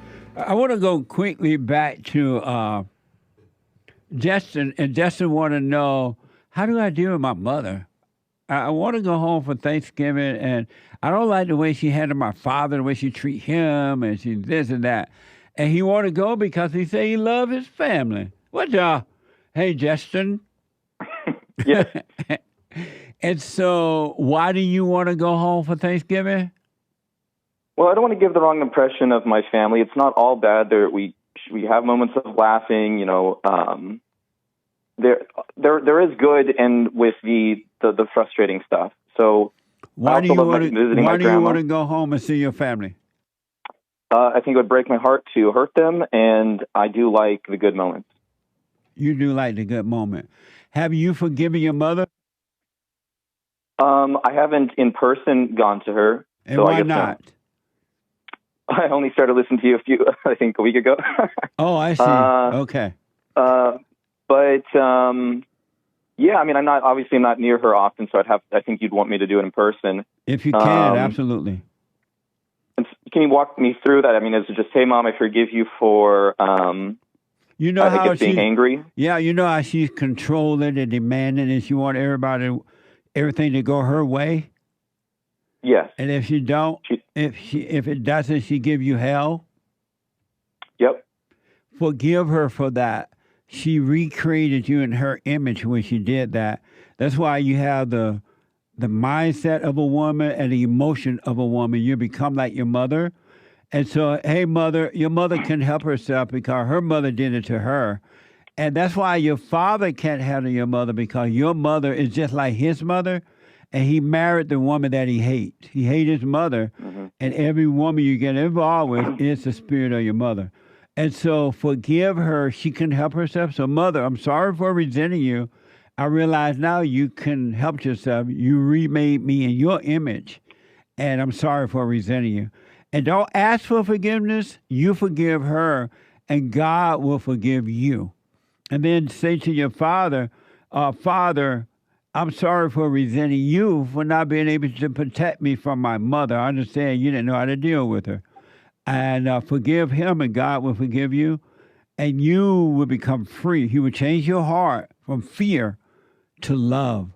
And it'll be amazing. Got it. Yeah, I mean, it sounds like a plan. I think I can do all that. I know I probably have to go. Well, I guess if I'm there and my mom disrespects my... Oh, sorry. No, finish your point. Go ahead. If my mom disrespects my dad and I'm there in the moment, am I supposed to correct her? Or am I supposed to just not say anything? Well, don't plan to correct her or not. If the words come, not in the imagination, but the words come up, you need to correct her, then you do. But if not, as long as she's not bothering you, she's not doing it to you, watch how your dad suffer because he's afraid of your mother. That's his problem, not yours. Yeah, you've been talking about the weeping is complaining. I would think when I see my dad suffer, it hurts me, but I think that's something wrong with me, so I have to work on that. That's right. You should not be feeling anyone else's pain. You're not God. You don't have a right to feel anyone's pain. And so you don't love your mother yet, and you don't love your father yet. But when you forgive them, you will love them with the love that comes from God, not your ego love. And if you're around them, it'll be fine. If not, fine. You won't miss them. You won't need them. And you can take it or leave it. Right now, you only have hate for them. You don't have love. Okay. All right. I'll try it. I mean, I'll do my best. I want you to ask your father why. Ask your father, what is it like living with my mother and not being able to speak up and not deal with her? What is that like for you, Dad? And hear him out. Okay. I'll do that. Are you doing the silent prayer? No, I've been hearing about that. I don't really know. That was going to be one of my other questions, maybe another day, but about prayer. But yeah, go to rebuildingtheman.com/prayer and start doing it. It'll show you how to. It'll give you the instructions. Start doing it so God can bring you out of your imagination. You've been living in your thoughts, and all thoughts are all lies all the time about anything, except practical thoughts about how to do your job, how to make your business work, how to, practical things, physical things. But other than that, you got to overcome the imagination about who you are and what you should be doing and all these false identities you have about yourself are not real. Yeah, I found that to be true. Working on myself, I think thoughts aren't real. They can have consequences on your life, but ultimately they're not real. We're making it up in our heads. And they only have consequences because you believe in lies. And every thought is a lie, and every thought leads to another consequence. Yeah, I've done that. Definitely, I was very much like my father when I was younger, and I still am. And I've had to overcome a lot of what he still has, and it's been very difficult. But I'm here now. So. Once you forgive him and your mother, then God will forgive you, and he will cause you to overcome being like them, and you will be like you. You will be you, and there's nothing like being you. You'll be fine. But you got to work on yourself. Yep, been doing that for 12 years. The fact I'm talking to you was a result of that, so I'm going to keep appreciate all of your videos so far. They've given me more clarity, especially in the realm of Christianity, because I felt very lonely and confused in that area. But I think you've given me a lot of clarity in that area, so I appreciate it. Well, stay with it. Let me know how it goes with you when you go home for Thanksgiving. Will do. Thank you. All right, buddy. Bye. Amazing. I want to ask this. I want to know, and the reason I'm asking this because I do counseling every day, and I was counseling with a person yesterday, and what I realized is that, like all people,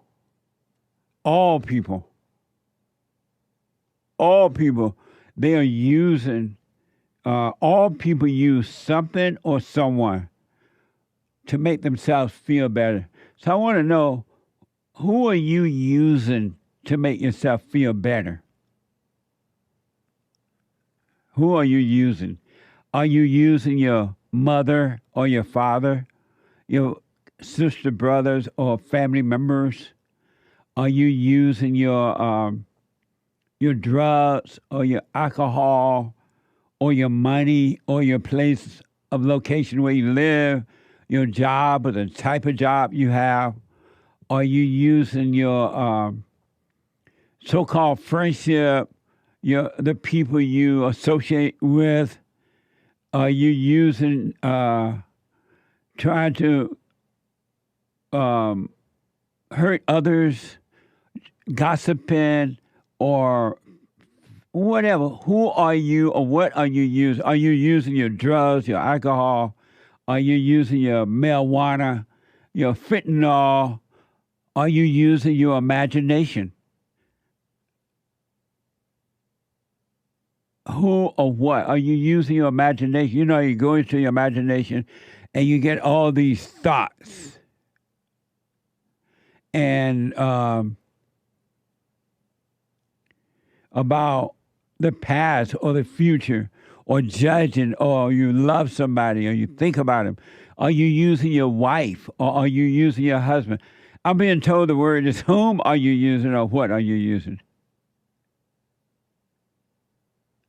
Think about that. Every human being uses. Are you using your vacation, or hiking, or walking along the beach, or try to be a movie star, actor, or try to be the most popular person on YouTube? You might, whom or what are you using to try to make yourself feel better, to feel happy or feel good? Are you using your imagination? Are you using, trying to hurt others, whatever? Think about that. Think about it, all right? Every human being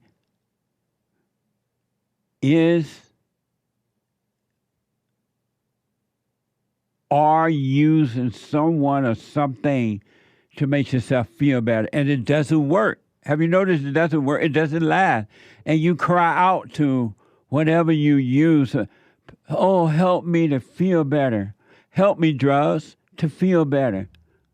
Help me, pot, to feel better.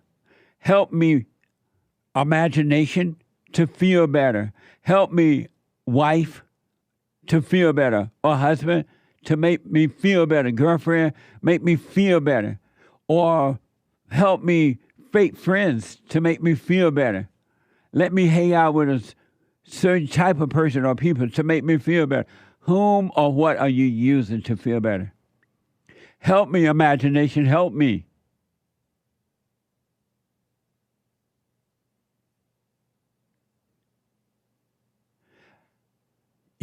Those are the things, that's your hell. That is your hell. To take a cruise. Help me cruise. I'm going to take a cruise around the world. Help me cruise to feel better. And you go on this cruise, you spend all this money, and then you feel so good. And when you get back home, you cry. You cry. It didn't help you. It didn't last long enough. The feeling did not last long enough. The relationship did not last. I thought it was the right one. I thought I was marrying the right one. I thought I was dating the right one. help me to feel better. And it doesn't last. And then you die. Why not live by overcoming, reaching out to anyone or anything, including your imagination, to feel good? Help me to be funny. Help me to make jokes. Help me to this and that. Make me feel good, funny.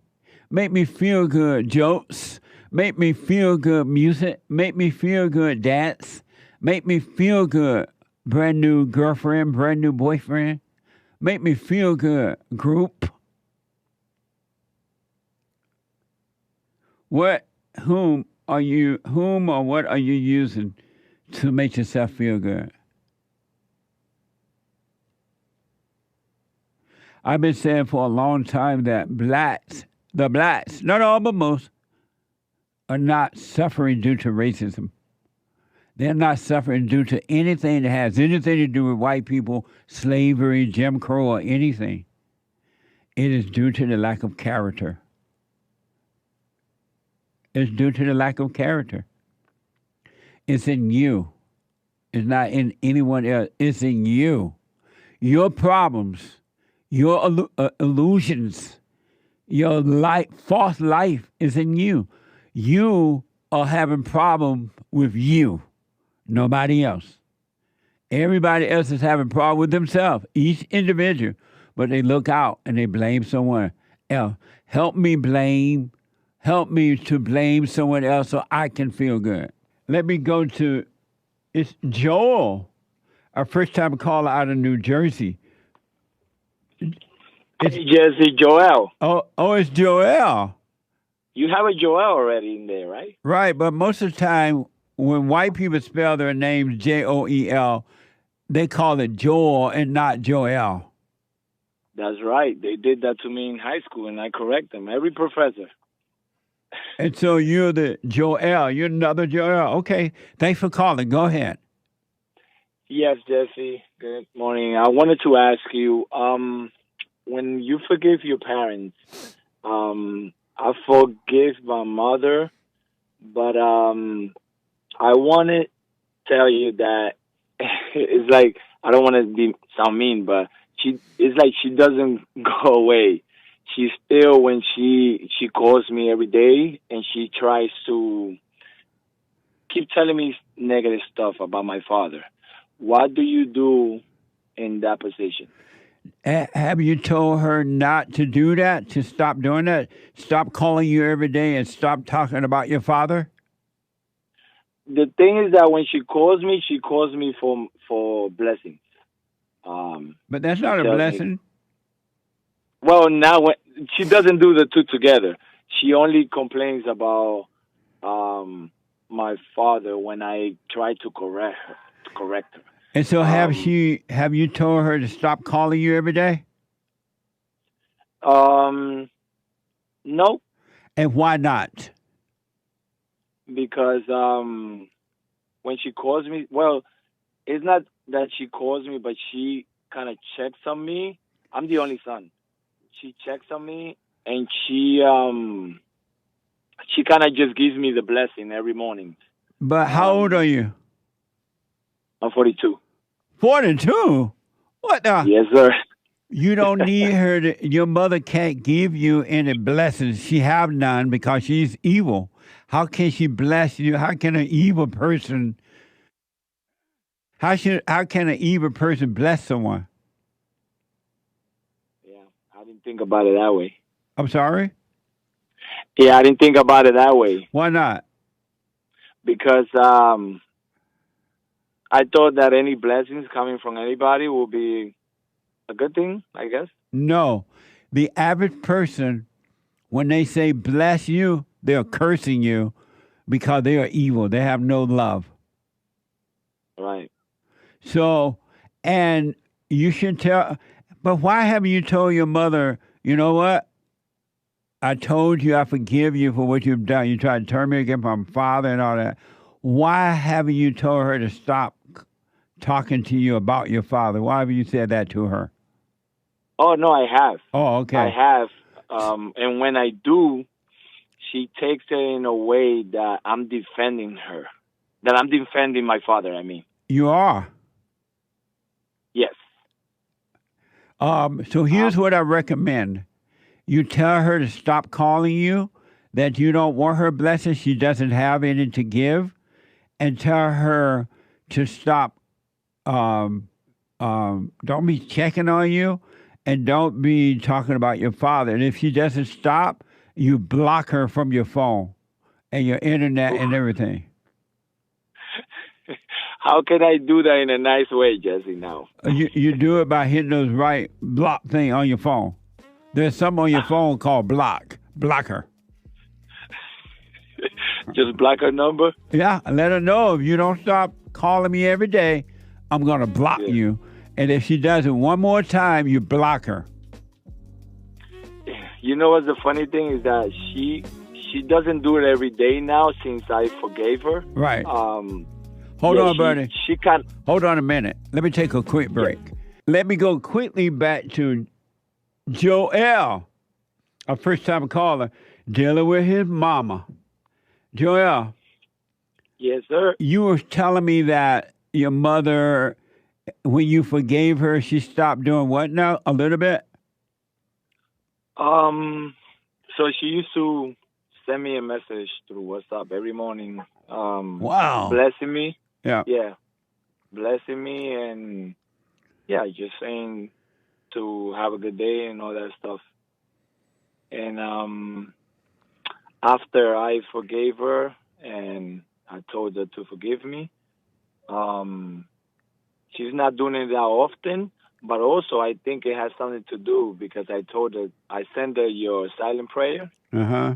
And she told me she started doing it and she started to feel a little better.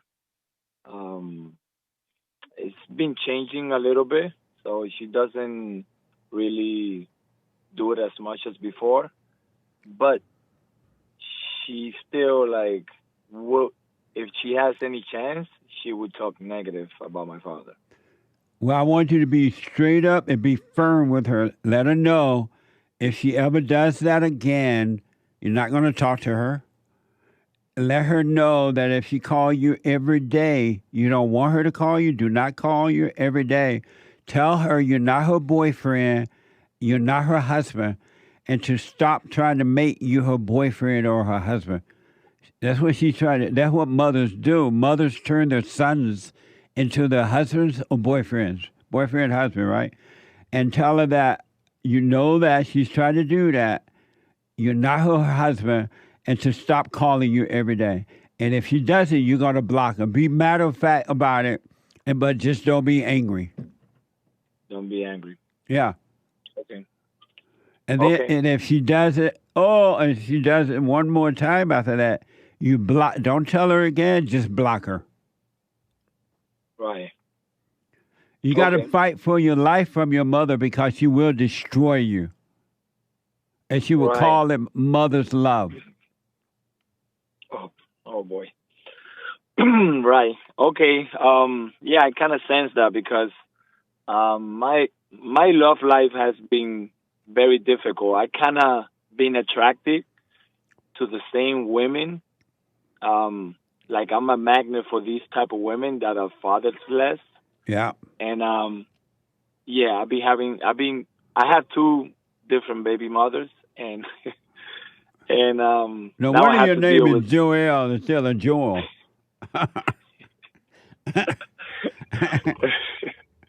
Well, so yeah, I've been dealing with that situation for every a while. woman you get involved with is the spirit of the mother. That's why you're not able to deal with them. Until you can deal with your mother, every woman you get involved with will be your mama, and you will not be able to handle her. So deal with your mother. Be straight up about it. Just don't be angry. And if she does what you tell her not to do, you block her. Okay. I'll do that, Jesse. All right. Appreciate that. I wish you well. Thank you, buddy. All right. Let me go to Andrew out of Minnesota. Andrew, welcome to the show. You're on the air. Hi, Jesse. Hey, Good Andrew. to talk with you. I've called before. I've actually called a few times. I was on the line quite a bit when the day you had Owen Schroyer on, but I didn't get a chance to get on, and I was on yesterday, but I didn't get a chance to get on, or a couple days ago. Well, I'm glad you made it today, buddy. Go ahead. I got a question. Is it okay for a man to cry? Is it okay for a man to cry? Yes. Do you cry? Well, that's the thing. I try not to cry anymore around women because that doesn't do any good. But sometimes I feel like, well, in the past I've cried a lot when I would pray, but that's not like, I'm not doing like a silent prayer. It would be more like an out loud prayer, like in the conscious, not really like a meditative prayer. Right. But, like, is it okay for a man to cry like in private alone while he's praying? Or is that crying like, is that ego? And do you cry? You cry? Yeah, I mean, sometimes. And why do you cry? That's what I'm trying to figure out. Like, I'm trying to figure out if the... So when you're crying, you don't know why you're crying? When you cry, when you're crying, do you know why you're crying at the time? Yeah, I mean, it's usually like when something touches my heart or I feel like emotional about something, like God says something to me on the inside, like I get a revelation and then a wave of emotion comes over me. But I don't know if that's my ego or what that is. Yeah, that's your ego. So if you get like a revelation from God, you shouldn't be crying? Right. Crying is not necessary. It's an emotion. Yeah. And yet, you shouldn't plan to cry or not to cry because there is a time to cry. You may want to shed some tears at a funeral. It may be real, but you let the tears just come and go. Don't let anybody pat you on the back, and don't let anyone make you feel good about crying. But it's not something you should bank on.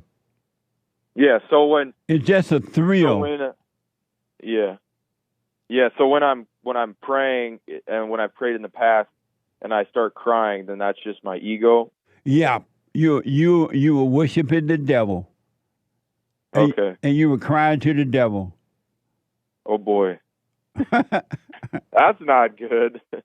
Why else would you be crying? You weren't crying to God. God does not need you to cry. Yeah, exactly. So you were worshiping in your prayers and everything. You were praying to the devil. Yeah, that's crazy because I grew up in a very like Pentecostal, Bible thumping environment. My dad was a minister. What a mess! And what a mess, Jesse. I don't know. I'm definitely relearning a lot about myself and God. Nice. But yeah, and then. No, so you don't need to be crying. The last thing you need to do is cry to God. God does not want you crying. He sent his son, and his son wiped away all your tears. Yeah. So the idea of crying about what you just said, that, like if I were to like cry about that, what is it? Where's that coming from? About him wiping away your tears? Yeah. Why would you cry about that? It's like an ego. Is that like an ego trip? Yes. You're just looking for some more thrills. You feel good when you cry because it feels like you're close to God, and it feels like you care, and it feels like you really had this voice from God. So it's the spirit of Mama. Yes, 100%. Oh boy, what a mess. I'm also trying to work on my anger. Okay, hold on. Work on it. Hold on. Can you hold for a minute? Yeah. Okay, hold on. And while we're playing this song, you should cry with this song. It's gonna make you cry. Listen. This is a tearjerker.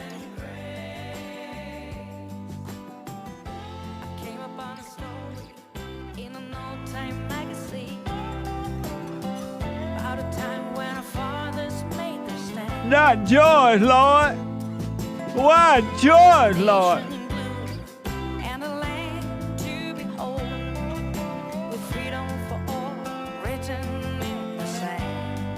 Back in a moment. Hate news, not the fake news. I'll be back in a moment. Thank you. Let me go back to Andrew out of Minnesota. 888-7753. There's one line open. Andrew, you said you have problem dealing with anger? Andrew? Let's see, would have been. Yeah, can you hear me? I can now. Go ahead. Okay, yeah. Yeah, let's see, it would have been 2 weeks ago now. I drove 4 hours back to my home state to forgive my parents. And when I forgave my dad, funny, we were talking about crying, he started crying. I told him I didn't hold anything against him and that he raised me the best way he knew how. Nice. And then I also forgave my mom, and she almost started crying, but she didn't really. She kind of held it back a little bit. But and then I drove 4 hours back where I live here. But yeah, I just... Right on, man. I don't know. Yeah, I don't know. I've always had, like, anger ever since I was a little kid. Yeah. And I remember, like, really early memories from when I was, like, a kid. Like, there was this one time I was in 4th grade, and this is back when we had, like, steel chairs that we sat on with, like, that acrylic, like, seat back. There's, like, that heavy steel chair. And, like, somebody said something to me. This kid was, like, making fun of me or something, and I told the teacher. And I was upset she didn't do anything, so I picked up my chair and I threw it across the room, like, like, from the back row to, like, the front row. Whoa. Yeah, I was, like, in 4th grade, and then I, like, stormed off to the principal's office. And then I remember I just remember there was a lot of times when I said, like, outbursts of anger. So I don't know. Like, it's always been something I've been dealing with, and I feel like, yeah, I mean, I've just been trying to be more present, become the observer of my thoughts and stuff, but... So do you still feel the anger at times now? Yeah, like yesterday, I was on the phone with my dad, and, like, every time I talk with my dad on the phone, like, he's a pastor, so he says Jesus is God or whatever. All right. And, he's pretty thumpy when it comes to that stuff and pretty orthodox and everything. And so, he always says, like, he tries to tell me what I already know he knows. It's like, dude, you raised me in this. I already know what you're going to say. Like, you don't have to tell me anymore. And then yesterday, like, I got to the point where I was like, I didn't know how else to word it. So I probably shouldn't have worded it this way, but I was like, I told him that he raped me with his religion. What the? Yeah, because I didn't know how else to word it. And I was just like, dude, I don't believe that stuff anymore. And what did he say? He just hung up. Oh, blame him. Well, yeah. I mean, I don't know how else to word it. So listen, the next time the spirit of anger... Then I texted him. I texted him back. I said, I wanted to reassure you, like, I've forgiven you. I just don't hold anything against you. You raised me the only way you knew how. Yeah. It's just I don't believe in that stuff anymore. So it's hard to rebuild this relationship with him. But he's so adamant about, saving me again and, bringing me back to God. And it's like, dude, that's not, I don't know. Yeah. When my father became a preacher before he developed Alzheimer's, and he became a preacher. And whenever I would call him or I would go to Indiana to see him, he was just preaching all the time. And so my brothers and I started laughing at the fact that we could hardly have a conversation with him. And he would always quote the Bible because he was a preacher. But because I loved him, I didn't hate him anymore. It didn't bother me one iota that he did that. I would just let him do it. I still speak to him or say what I need to say to him or tease him about always being into the Bible.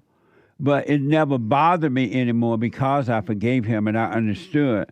So what I want to encourage you to do is the next time you talk to your father or anyone, or you're just alone and the thought of anger should come, and you don't catch it, so you feel the pain of anger, just notice it, but do nothing about it.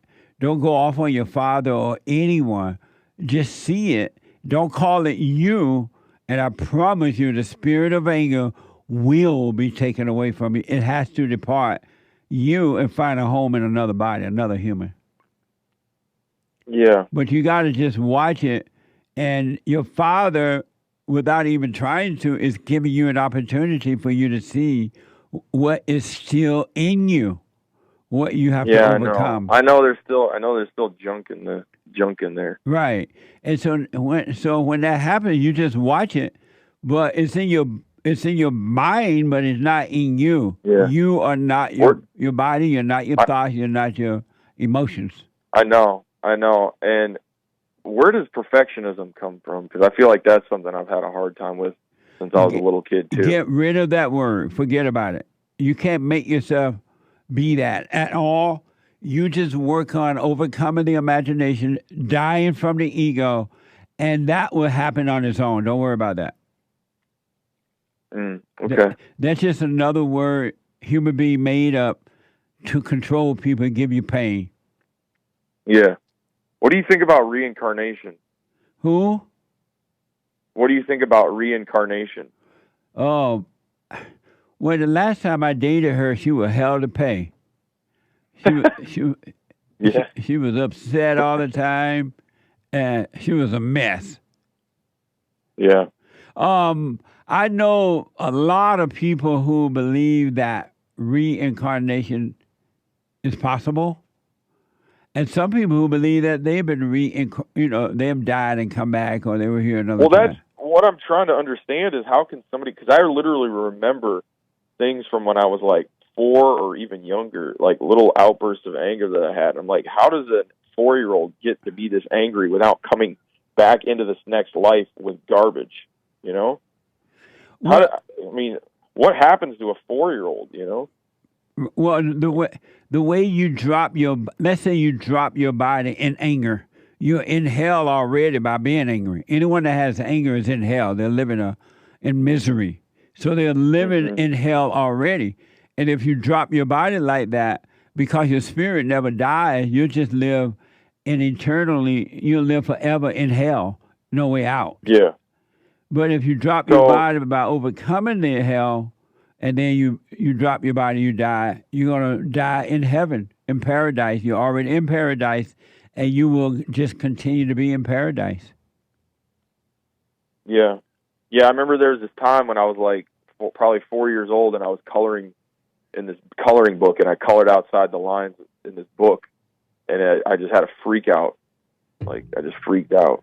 Yeah. Well, from now on, do not call that anger you. Stay with the silent prayer and just watch. And when your father called and doing his little preaching, you know how you can make a joke about it, or you can just, hey, I had enough, or whatever, right? But stay away from the anger so you can be free from it. Yeah. All right. I'm trying, man. I'm trying. Stay with it, and don't you put any of your effort into it at all. You just want to be able to see. You want to be present, and the presence, which is the spirit of truth, the spirit of God, would destroy the spirit of the lie, which is the spirit of Satan, the spirit of evil. There's nothing you can do about it at all. You just want to be aware of it. And you'll be fine. Yeah. All right. Well, you've definitely been opening my eyes to a lot of stuff. Well, you stay with it, man. It gets, your mind will become clearer and clearer and clearer, and wisdom will always be available to you. Yeah. Yeah. Sorry. You about to cry? No. No, I was just clearing my throat. Oh. All right. All right, Andrew. Thank you, man. Yeah. Thanks, Jesse. I watch like your videos. Like I just like every chance I get, I'm commuting between both of my jobs. I'll put on like one of your little 15-minute clips and just soak it up. And I'm just like, man, this guy knows like Okay, so, man, I hate to tie up the line, but, man, I waited 4 hours the last couple times I tried to get on. So, you know what? I'm going to ask you one more question. All right. Okay, so I got a question. Well, actually, I called you one other time. I know you're black, so you might not remember this. But, I'm black as the ace of space. Black and slow. Yeah, but I was the guy that called and told you about the girl that called my work back to get my number or give me her number. Oh, yeah. And yeah, I remember now. I totally remember that. and I'm long. She's a long distance. We're 1,000 miles apart. But I feel like I wasn't even looking for a relationship. I wasn't even looking for anything. Right. And I was just working like 70 hours a week doing my own thing. And then she like reached out to me, and we've been talking now for probably 6 weeks. So, but I know you said that you kind of have to be in a fallen state to get married. Yeah. And I feel like I'm less in a fallen state now than I was 10 years ago. Yes. So it's not like I necessarily desire to be married or have kids, but at the same time, that thought creeps in like, well, what if I'm just like alone the rest of my life? Is that a bad thing, you know? And so are you asking me that? Yeah. Well, Paul said you're better off not getting married. I know. And so how are you, that thought about you're never going to be married or you're going to die alone, it's just a thought. It's another lie. And that's those spirits of evil trying to make you believe you need to get married or you're going to be alone. Let all thoughts pass. All thoughts are all lies all the time about anything. So that's a setup from the thoughts. Let it pass. Yeah. I just don't know what my purpose is if I don't get married. 'Cause I feel like there's like this cycle of birth that's taking place and it's been taking place for thousands of years. I don't understand. What's my purpose here? You think your purpose What's my purpose? You think your purpose is to make a baby? Well, no, not necessarily, but maybe it's just, I don't know, man. See, this is what I'm torn because it's like, I feel like there's things that I could bring to a family that would be good, but then I also feel like there's a lot I need to work on. Yeah, there's that's another lie from Satan. You have nothing to bring to a family at this point. Zero. No, well, that's what I was going to say. I feel like there's a lot that I still need to work on. Yes, absolutely. And the idea that you have something to get to a family, you have this, are all lies. Don't believe that. You're consulting with the thoughts, and the thoughts are evil, and they're lying to you. Yeah, I think, you know what it is? I think it may be my ego because maybe, like, my ego got the best of me when I saw that my parents' relationship and marriage fell apart. So I was like, oh, I'm going to try it and do it better. A lot of guys and ladies believe that I came from a bad parent, so I can be a better parent. But they don't know that those are lies that are coming from the thought. You can't be better. How you going to be better? It doesn't even make sense. Yeah. But they believe those thoughts, and they think that it's going to be better. And then they get married. They catch pure hell. Yeah. And that's the thing, like this girl I'm talking to, you know, she's like, she has baby fever. She's just like, I can't wait to be pregnant. I can't wait to be a mom. She's like, she told me that she felt like it was her calling. And I said, what makes you think that was your calling? She goes, well, I think it came from God that I'm supposed to be a mom, that God told me it's my calling or whatever. I was like, God told you that?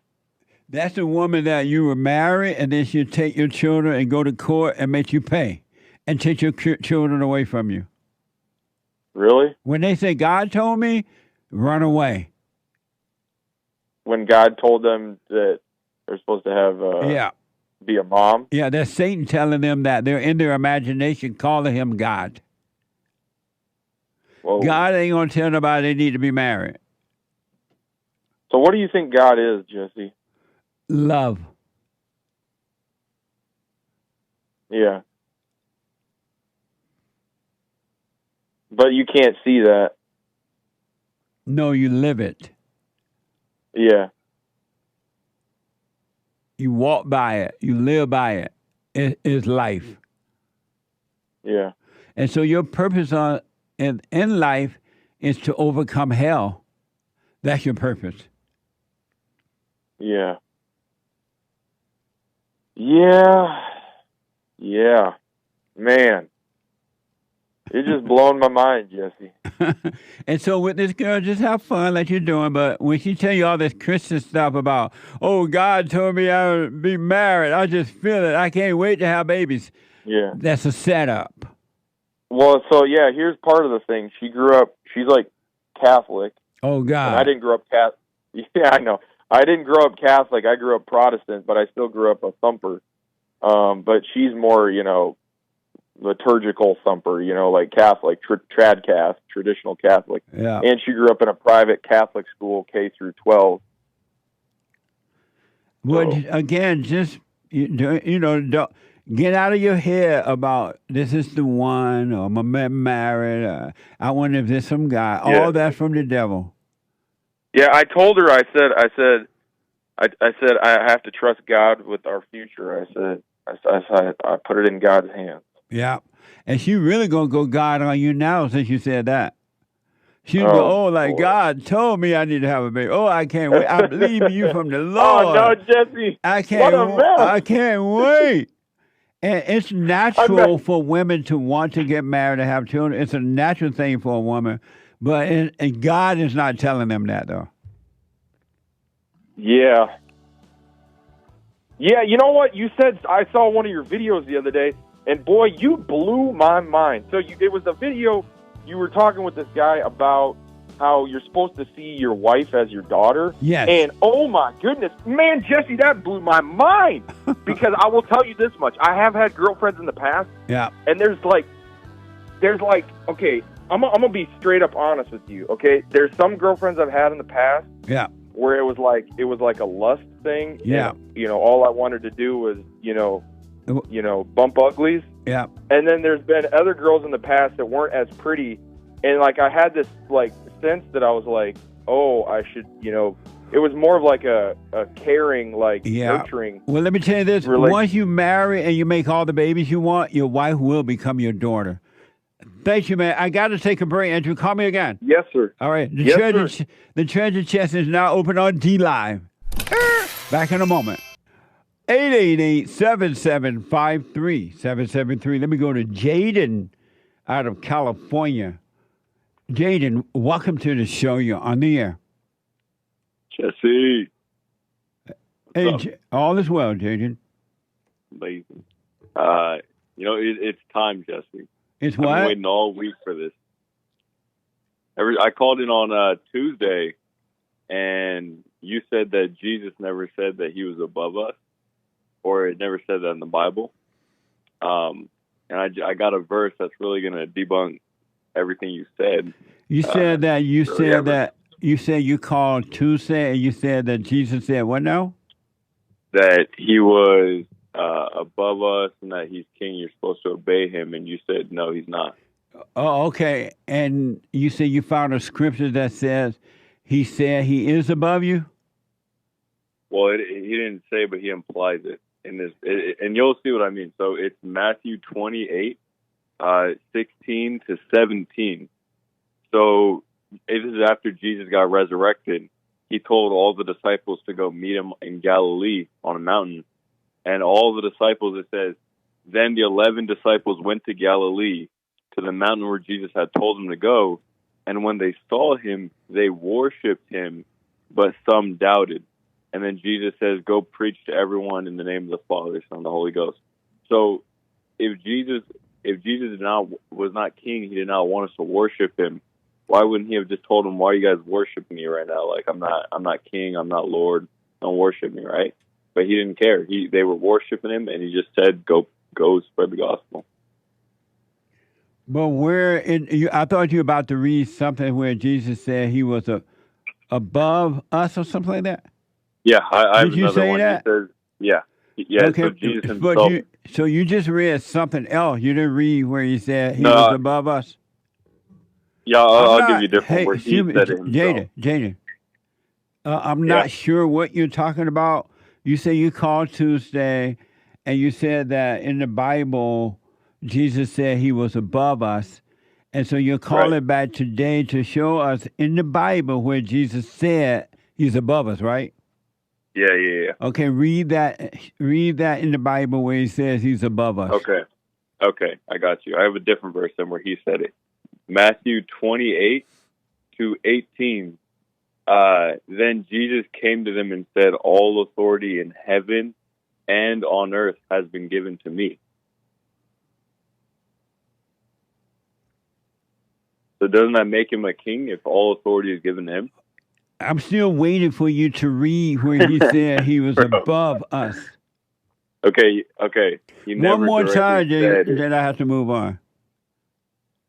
Because you're not Okay, he reading it. never You said that Jesus said in the Bible that he was above us, and you called back, you said, to read to us where Jesus said he is above us, and so forth. You haven't done that.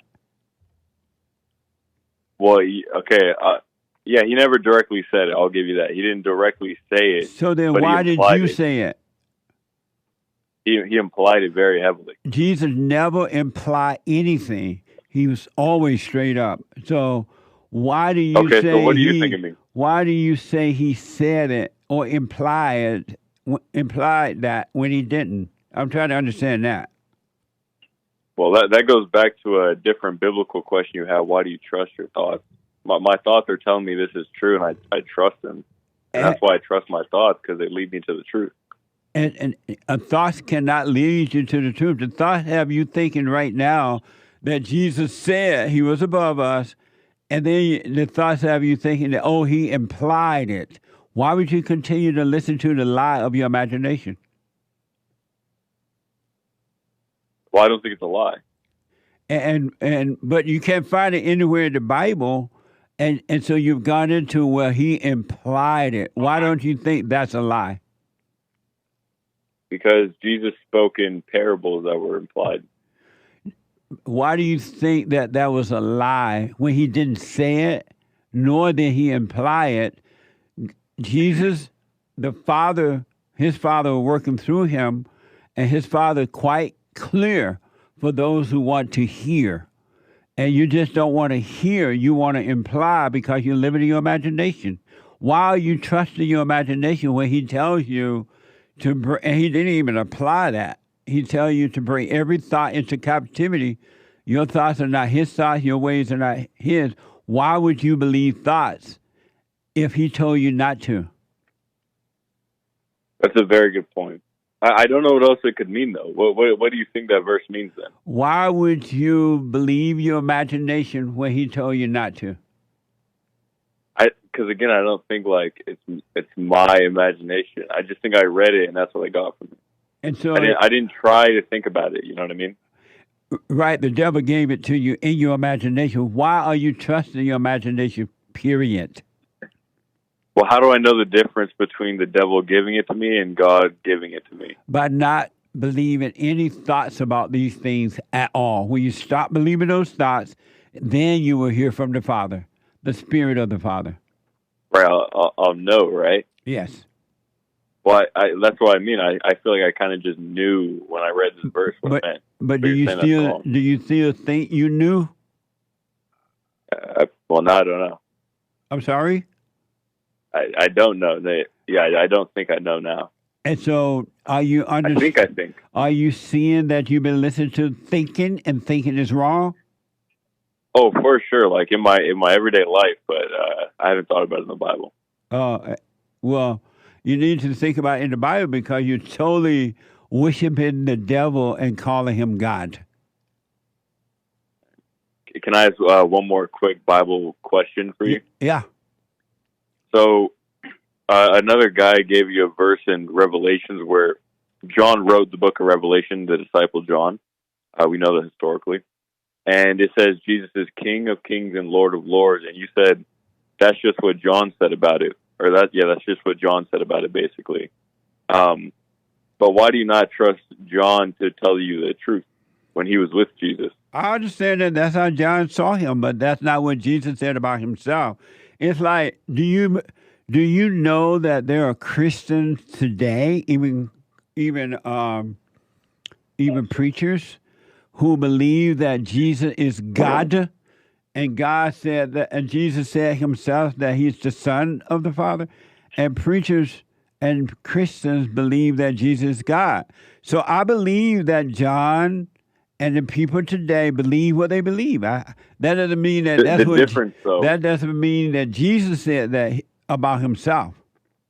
The difference is that no one today, no Pastor Bob in L.A. church is gonna know Jesus, but John was with Jesus the whole time, right? Like John was Jesus' favorite disciple. But why would John then lie about what Jesus is? That's how John, who said he was lying? That's how John said he saw him. Okay, let me ask you. He called him that, and Jesus, in the same way that he was with John, he could be with you right now. If you were to leave, if you were to depart from your imagination, you will have the same experience that John had with Jesus right now. But you're refusing to leave your imagination. You still worship the devil. I agree on that part, but what I mean is John would have your knowledge, right? Because he was around Jesus, like, in the flesh. So he would have had what your knowledge is, like, times 10 at least, because he was with Jesus, right? And your point is what? So then I'm asking you, why would I trust... I guess you're going to say you shouldn't trust you. You should do it yourself. So yeah. Never mind. Do you realize you are interpreting John? You're doing the same thing with your imagination concerning John that you did when you thought it was in the Bible that Jesus said he was above us. You still imagine John said him word saying, for word. But he said word for word that he's king. But you don't. But still, you're interpreting what he meant by that. You weren't there, so you don't know what he meant by that. How can I interpret when he word for word said Jesus is king? Why of do kings you and Lord of need lords? to interpret what John said? I don't. He said it. He just said it. And I'm saying what he said. But you also reading into that what that meant, because it got you thinking that John meant that Jesus is king or whatever. Yeah, it says King of Kings, the King. Okay, amazing. I would suggest, Jaden, do what you want, but you need to abandon your imagination. Bruh. Oh, I agree with you, though. I agree with that. I'm doing the silent prayer. Have you do Christians rule the world? Are they supposed to rule the earth? No, the Jews rule the world. Are the Christians supposed to rule the earth? No. You said the Jews rule the world? Yeah. Are you Jewish? No, I'm actually a quarter German. Do you love the Jews? I love the Jews, yeah. Oh, good. Well, you need to abandon your imagination. I agree. Is it in the Bible that the Christians are supposed to rule the world? Wait, where did it say that? I'm asking you, is that in the Bible? No, we're supposed to not rule the world. That's Satan who rules the world. So the Bible says you're not supposed to rule the world? Yeah, you're supposed to go live on a farm and shut up, have a quiet life. Amazing. All right. Thank you, Jaden. Thank you, Jesse. All right, buddy. Before I go back to the callers, I want to read this. Hake going to read this to Jaden. Jaden called earlier, and he was saying that Jesus was above us, I guess, right? And then he said that in Revelation, somebody said something about Jesus being Lord or King or something like that. But Jaden, I want you to hear this, buddy. Listen to this, and tomorrow let me know what you think. This is from Hake. Go ahead. Romans 8:16 and 17.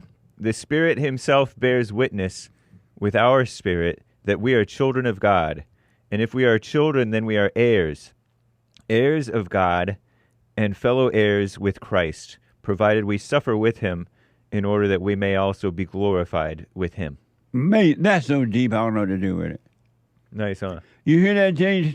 Come out of your imagination, buddy, so you can stop believing on the lies. You own what Jesus owned. But you got to suffer to see it and to recognize it. And you can't see it or recognize it in your imagination. All right? We are children of the Father. We are joint heirs with the King. We are children of the Father. We are family. We are one. You can't say one. Only God and Jesus are one. We are one. We are one with God. It's in the Bible. And yet, Jaden and others are trying to put Jesus over them. Jesus is your brother, your big brother, your older brother, but you're one with him and the Father if you've suffered and died. Amazing. Hake. Yes, sir. I want to hold on, Andrew and everybody. I want to play one more thing, and I want to get what you think about this. Parents are turning their teens over to police for flash mob robbery. This is from ABC 7. The parents of several teenager suspects turned in their children to police after the teens allegedly participated in at least one of several flash mob robberies at Los Angeles convenience stores, authorities said. That's from ABC 7. Watch this soundbite. Parents probably did the right thing, because if you don't stop them young, they can go pretty far with it. In Hollywood, nothing but praise for the parents who made the tough decision to turn in their kids over to the LAPD after those parents found out their kids were involved in these chaotic and disruptive flash mobs at multiple 7-Eleven stores. I think the parents totally did the right thing by turning the kids in. You got to teach them young about what's right and what's wrong. On September 28th, another parent in Southwest area. At Tuesday's LAPD Commission meeting, Assistant Chief Blake Chow announced that parents surrendered their teens to different police stations on September 26th, 28th, and on September 29th, a similar situation occurred in 77th, where the parent turned the child in, and that juvenile was also booked for robbery. Amazing. What do you think about that? That's wild. I was kind of glad to hear about it, but I noticed that they had only women, mothers, talking on the camera. Always. And that's why they're stealing in the first place. Right. You know? I can't relate to having all my classmates or a bunch of them that I know stealing. I knew a couple of thieves when I was like in 7th and 8th grade when all the bad kids came in. Were you like that guy that's running for VP, representing the Democratic Party? He knows school shooters. He's friends with them. That's cool. Something like that. He's friends. It made me kind of like him. But then he brought up David Hogg. I think he just meant victims and families or something like that. Lame. But anyway. But yeah, I didn't really know the bad kids like that, although I started to know them later. And so I wouldn't have been influenced by my good kid classmates who had both parents for the most part. And so I just don't relate to that mindset of having a whole mob of people doing that as a young man, because those aren't kids, they're young men. Right. And it's a rampant issue of out of control mothers playing like, oh, we got to teach right and wrong, but they didn't obviously teach right and wrong, or they wouldn't have been stealing in the first place. Yeah. And you can't teach right and wrong anyway. Right. You can't teach that to someone. That's why it doesn't stick. Yeah. You don't even know right from wrong. So how you going to teach it? It's kind of like your friend who called in the first hour. Jaden. No, Matthew. Oh, yeah, the Matthew. 20-year-old. Right. He was 16. Yeah. He listened to you since 16. Now he's 20. He fell in love, even knowing that it was kind of wrong. I mean, knowing right. what you... And that helped prepare him to take the discipline, if you will, in the right way. Good point. And hear you and understand you and understand about the memories and dreams and stuff. But still, he had to live it himself. Yeah, he had to go through it. Yeah. Amazing. Interesting. What do you think about that, Anchor Baby? The parents turning in their kids. Yeah, I was wondering. Well, I guess teens means. Sorry, I'm trying to put myself on here. I guess teens means less than 18, right? But I was thinking if they're 18, but you don't turn them still in. in high school. They're riding bicycles. Yeah, they're underage. I was calling them young men because they're over 12. No. Nice. But I was thinking that if they're over 18, you leave them alone for that very reason, because you can't teach it. I'm trying to fix that. Jeez, there we go.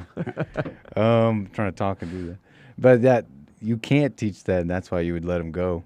That you don't turn them in. You shut up.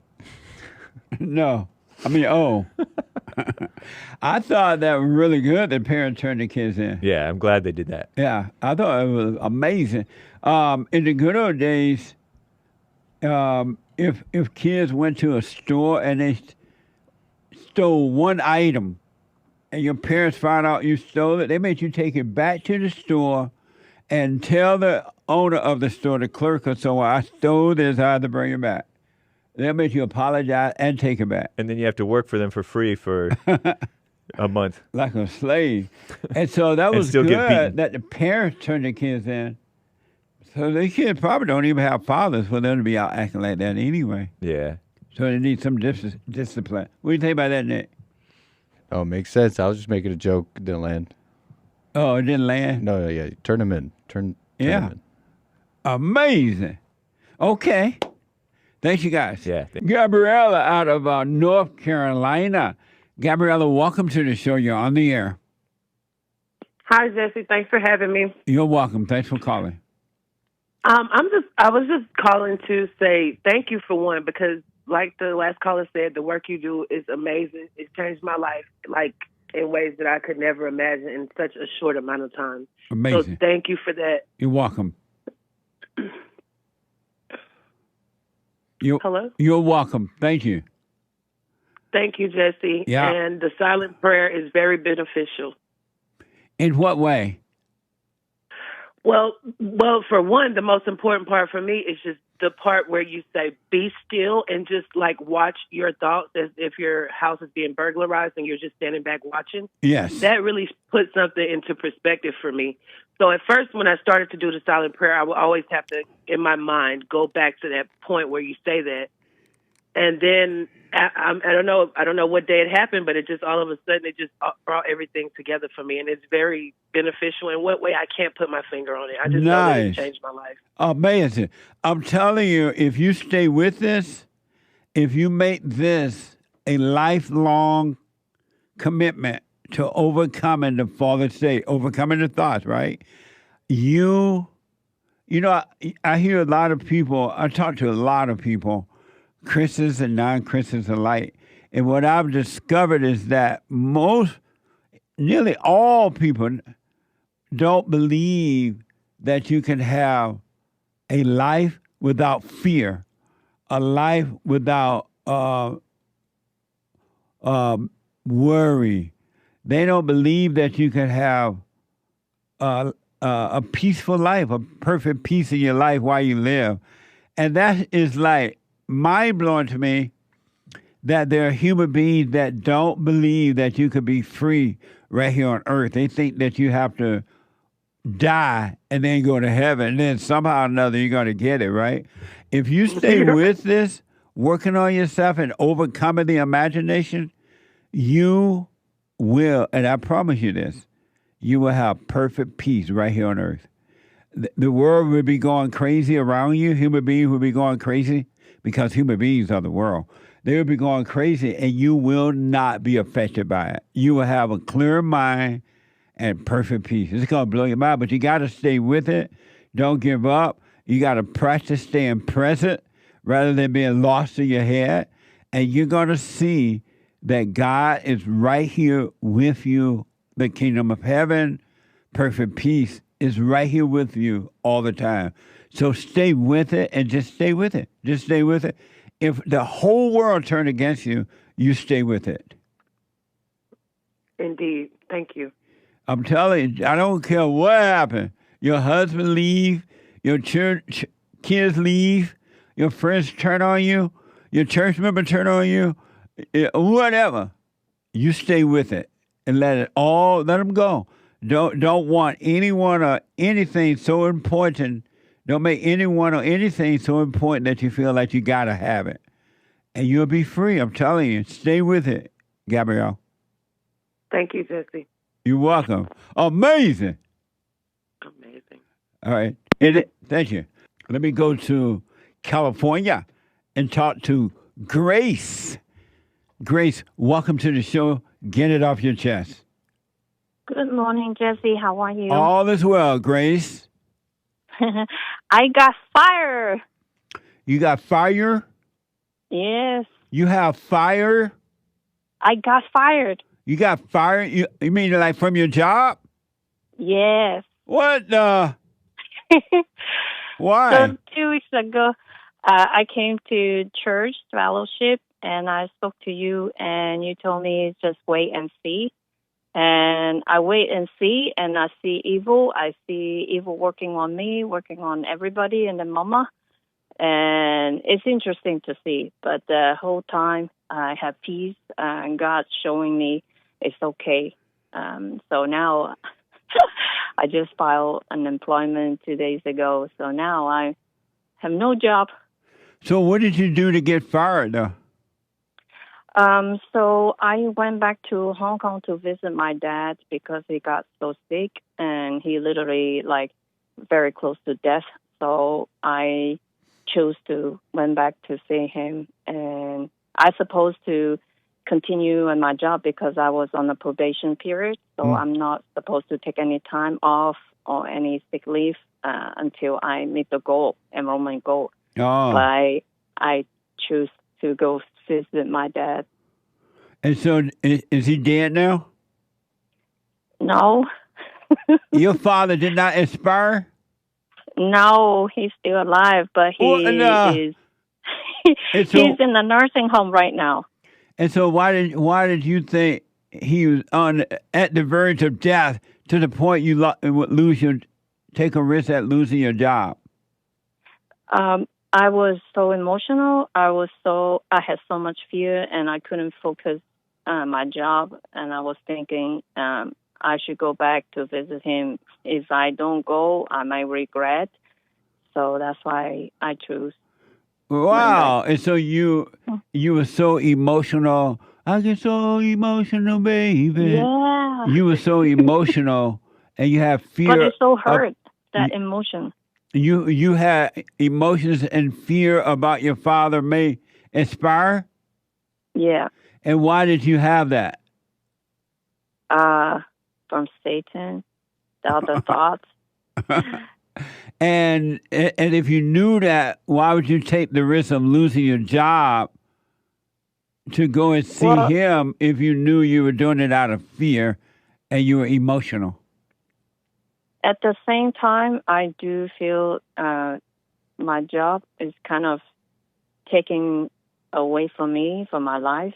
So I have to drive 3 hours a day to go to work, and I have to stay up 7 p.m. just to avoid the traffic coming home. So every day when I come home at night, 9 p.m. I go take shower, and then I go sleep, and then 6 a.m. I go get up to work. So literally, I don't really have time for my marriage, for my husband. Oh, so it was more than just because you were on probation. It was just it's everything, right? Yeah. And so are you going to get a job closer to your home, or are you just going to get unemployment? Right now, we'll get the unemployment, and then we'll just see myself, and we'll see what God's gonna take me, because most of the time that I in the last few days I had so much thoughts, and me and my husband got into so much arguments. So I'm kind of have to slow down a little bit for myself. Oh, I see. You argue with your husband? What's that? You argue with your husband? You Yeah, fight because I listen to the Satan and I get so emotional too. And why don't you stop arguing with him? Why argue with him? Well, because I want to prove that I am right. So I was, but ended up my husband said, listen. So I kind of have to listen, because if I continue, it will be bad, very bad. Why don't you cut out listen to the devil? Why don't you stop listening to the devil and obey your husband? Well, that is the challenge part, that when the thoughts comes, it comes. So the thoughts come first, and then we'll have the emotions. I can feel the feeling, and it feels like I have so much fear because I may not get a job later on. I have fear that I may not be able to pay my bills, so I have all this fear. That's why I can't, help it. It's just there. And in knowing that it's your imagination and it's not real, why do you keep listening to the thoughts? Why don't you just stop listening to them so you be at peace? Yeah, finally I have to stop, because I realized that I went too far. Do you have children? No, I don't. Oh, okay. Why don't you just stop listening, work on yourself, stop listening to the thoughts, and obey your husband? That is the thing that I'm doing right now. So okay. Yeah, but very, very challenged. All these thoughts coming. Yeah. Well, are you doing the silent prayer? Yes, I do. Okay, stay with that. All right. Yes. Stay with it. Stay with it. Stay with it. Yeah. Well, I just want to call you, talk to you, and say hi, and I love you. Have a good day, and wish everybody and the mama hear your message. Go and forgive, and just let go of God. That's right. Well, I love you too, Grace. I wish you well, and call me again, all right? Yes, we'll do. Bye-bye, Jesse. Bye. Amazing. Rockette out of Georgia on my mind. Rockette, welcome to the show. Hi, Jesse. How are you? All is well, Rockette. I have a question about ego. I felt one day I was sitting at home and I just was feeling really, really sad and just down that day. Is that ego? 100%. Oh, and I asked my husband, I said, I feel so sad today. And I had a lot going through my mind. And I said, I just feel so sad today. And he was like, yeah, that's ego death. You were in your head, absolutely. How do you know which ego, or do you categorize egos? Like, how does that work? Or am I thinking too much? What do you mean by that? I don't understand that How question. do you know which ego died? Or is there, I know you said, I watched the show the other day, and you said we have different egos. They show up in the form of hate, hatred, vanity, or what have you. How do you know which ego died off? How do I know? Well, what it really is, they are evil spirits. There's this big Satan that overrules the little Satan, the little devils. And the small devils are called sadness, loneliness, depression, suicidal thought, fake love, hate. Those are little devils.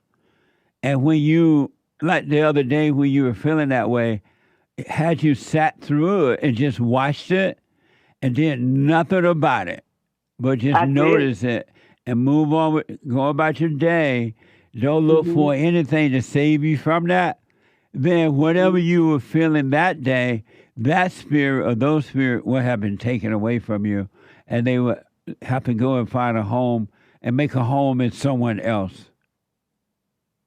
But I didn't do anything. I just sat in it, and like towards the, I didn't try to, wait, I'm trying to think. What was I saying? I rebuke you and all of that stuff like that. You're not supposed to say any of that, right? Right. You're just supposed to see it. Okay. And don't call it you.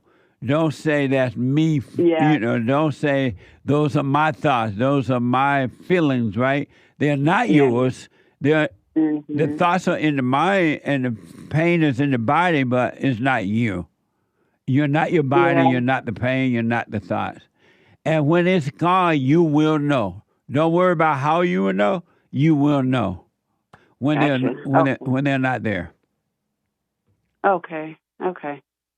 I understand what you're saying. I think I was just questioning, like, why am I thinking about this? Like, I know, why am I thinking about this so strong? I just kept asking myself that, like, what's making me think about this? Nice. I know I started to try to, separate myself from my thoughts, but when that happened, I just questioned, like, is this ego death? I didn't know what ego death was or what it felt like. Yeah. Okay. The ego death is when those people, you could see those spirits and not call them you, that's the death that all human being, and even Christ, that's what Christ went through, that death, that ego death. And that's what we have to go through. And when it's over, you're going to have a clear mind and perfect peace. You have a brand new nature. Those things would no longer be a part of your nature. Oh, okay. How many times do I have to go through that? 1,000 times a day. Oh, gosh. Really? Yeah. Are you serious? Don't you worry about how many times. Be willing to go through it as many times as necessary. Endure. Don't worry about how long. Don't worry about how painful it is. Let all that go and be willing to endure this death. That's the only way you're going to overcome it. You must die, so be willing to endure it. Let it happen. Yeah. I see why you say some people give up. Yes. And I just kept saying that to myself. I see why Jesse say some people give up because, oh, my gosh, that is not a good feeling. It's not. It's painful. But I got news for you. I'm ready to hear it. The death get worse. You haven't experienced the real pain of it yet. Oh, gosh. Are you serious? Yeah. But the beauty is, now that you are aware of that pain, you know it's not you, you're losing a relationship with it. And as a result of losing the identity of it, the relationship with it, you're going to be able to do whatever pain you got to do because you're going to know you're not enduring. It's this thing that is dying, that evil is going through the death, not you. You're not feeling evil is feeling it. Evil is feeling the loss of having to leave your body because the only way it can be physically aware, present, is that it got to live in a human being. And so it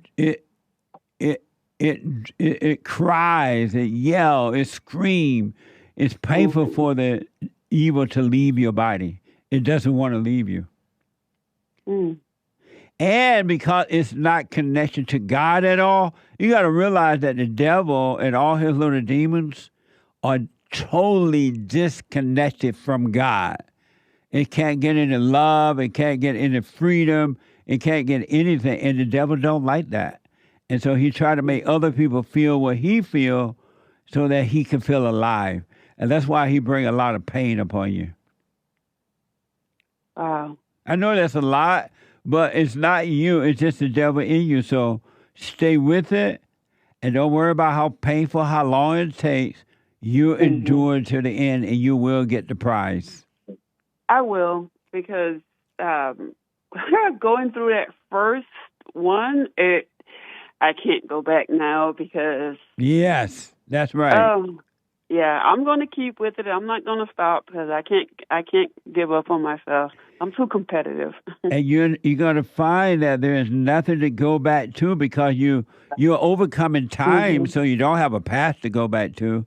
You're overcoming time, so there is no future. All you have is right now. Yeah, I believe that. Amazing. Yes. Wow, amazing. One more question I have for you. If you're seeking to be like healing from an illness that you've had, how does that work? How do you deal with that? How do you the same? How do you deal with what? Just like asking God for healing or seeking to be healed. Like, how do you deal with that? How does that all work in? Do you just sit still? That is a really good question. Can you hold for me? Sure. Let me take a break. Wow. Open Line Friday. Get it off your chest today. I want to go back to Rocket out of Atlanta, Georgia. I held her over because we ran out of time there. She had a question about, was it about healing or something, Rocket? Yes. Restate your question. How are you? What state or how are you supposed to be when you're asking God to heal your body? Like are you supposed to still sit still with it when you're doing the silent prayer, or just know that He knows that you're looking for healing because you've been asking? Here's how you do it. If you got a physical medical problem, go try to find yourself a good doctor, which is hard to do today because these doctors are dumb now. They're just about medication and making money. But look for a good doctor so you can get the proper doctor care. And from that point forward, don't even think about the situation. Stay away from thoughts about it because you're not your body. Stay away from thoughts about it. And if God healed the body, it'll work. If not, you'll be just fine. But if you put thoughts into it, you're going to end up destroying yourself. Because you're going to worry. You're going to take bad advice from all kind of weird people. And it's not going to go well for you. But if you put no thought into it, you eat right, you can drink water and do what you're supposed to be doing, of course. But do not get into thinking about it. And then God, if it meant for God, for you to be healed, He will heal you. You'll be fine. Gotcha. But do not get into thinking about it. You're going to worry. You're going to overreact if you do. Yeah, okay. And don't let people feeling all sorry for you, whining it.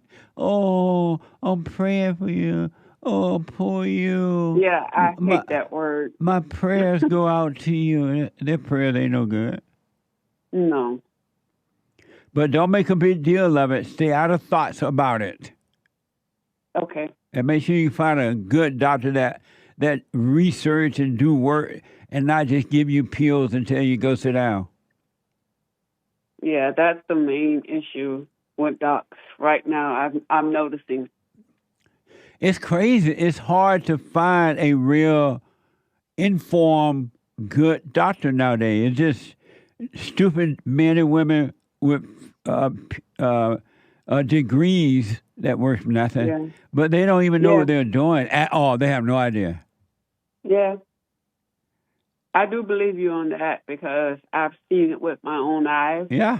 It almost makes you nervous when you go to like a facility, doctor's office or a hospital. You really have to have someone there with you. Yeah. Or be very, very alert and aware of what's going on, what they're doing. You really have to now, more than ever. And when you're seeing the doctor, don't let them rush you in and out of the office. You make sure you ask your questions and make sure they answer your questions.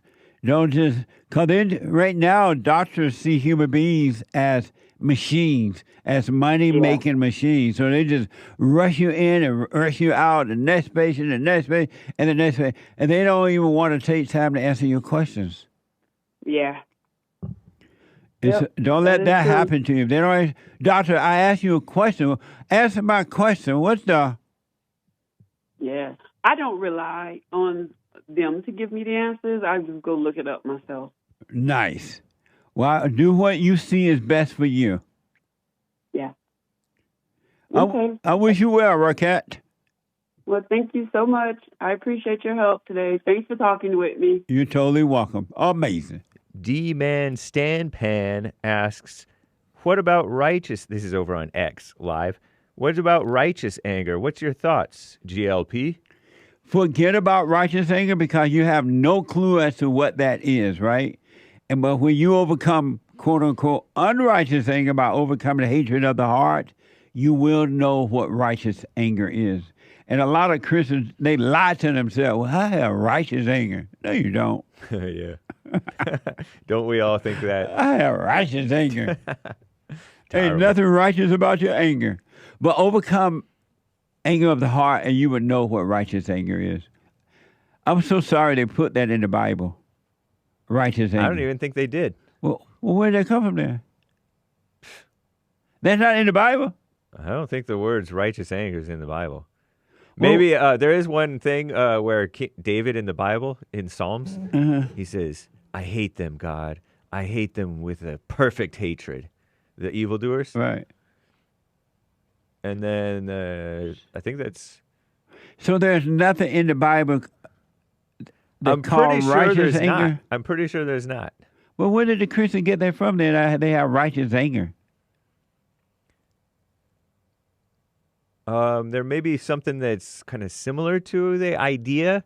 You know how like your one friend, JADEN, called in and said it was implied? I was like blown away. Jaden think it's okay to imply what the Bible is saying. You know you're in your head. And it doesn't even necessarily imply right. what you're thinking that it implies. I know, just another thought. But there's, are you sure there's nothing in the Bible that says righteous anger? I just believed it because I hear it all the time. I don't even know if I ever read it. Maybe I did. Yeah. But there's no so righteous anger. I mean, God, it talks about God's anger and God's indignation and God's wrath. And it does mention Jesus looking around with anger at the Pharisees or whoever grieved at their hardness of heart. But other than that, I know it says to get rid of anger. That makes sense to me. I've never read it, so I just feel maybe I missed it somewhere. So Omid is telling me, my PR guy, yeah, he said nothing in the Bible that says that. They say that when Jesus chased out the money changers, it was righteous. So they made up the word righteous anger? Yeah, it doesn't say anything about how Jesus was feeling. They made up that word? They might have. We'll find out. Lord have mercy.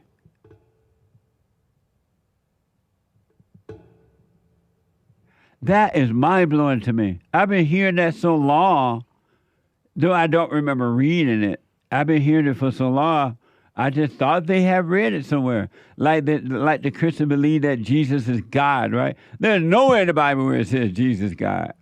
But they all believe it. So they'll believe in another lie about righteous anger? Maybe. Because I've been wondering, well, when you don't have anger, you don't have anger. And you don't think of that as righteous or anything. It's just, you know, you're free. Wow, Hake. That's deep. Okay. Where was I? Thank you. Let me go to a first-time call out of Canada. Adam. Adam, welcome to the show. You're on the air. Hi, Jesse. Hey, Good Adam. to talk to you. Thank you. Yeah, I've been watching you for about 4 years, and around that time, I had like a born-again experience, and I quit smoking pot. I was a homosexual, and so I wasn't that way anymore. I was like a totally different person. And then after a couple of years, I kind of started becoming the same person again. I was going to a church, which was new to me, and then I kind of distanced myself from the church, and I was just listening to you, like, religiously. And I figured, well, I just got to forgive my parents. So I had to find out what I had to forgive my parents for. And, yesterday I did that. I just kind of wanted to update you. Nice. And how did it go when you went and forgave them? Well, I think it was pretty good. But my dad kind of just, I don't know, looks at me like I'm a little bit crazy. He thinks that I'm kind of mental, like my mother. and then I spent the rest of the day kind of in my head, arguing with my dad. And then I thought, this is ridiculous. And then I smoked weed again, and I was just thinking, and I was like, this is not good. Well, here's what, because of time, let me tell you this. Now that you've gone and forgiven your parents, do the silent prayer.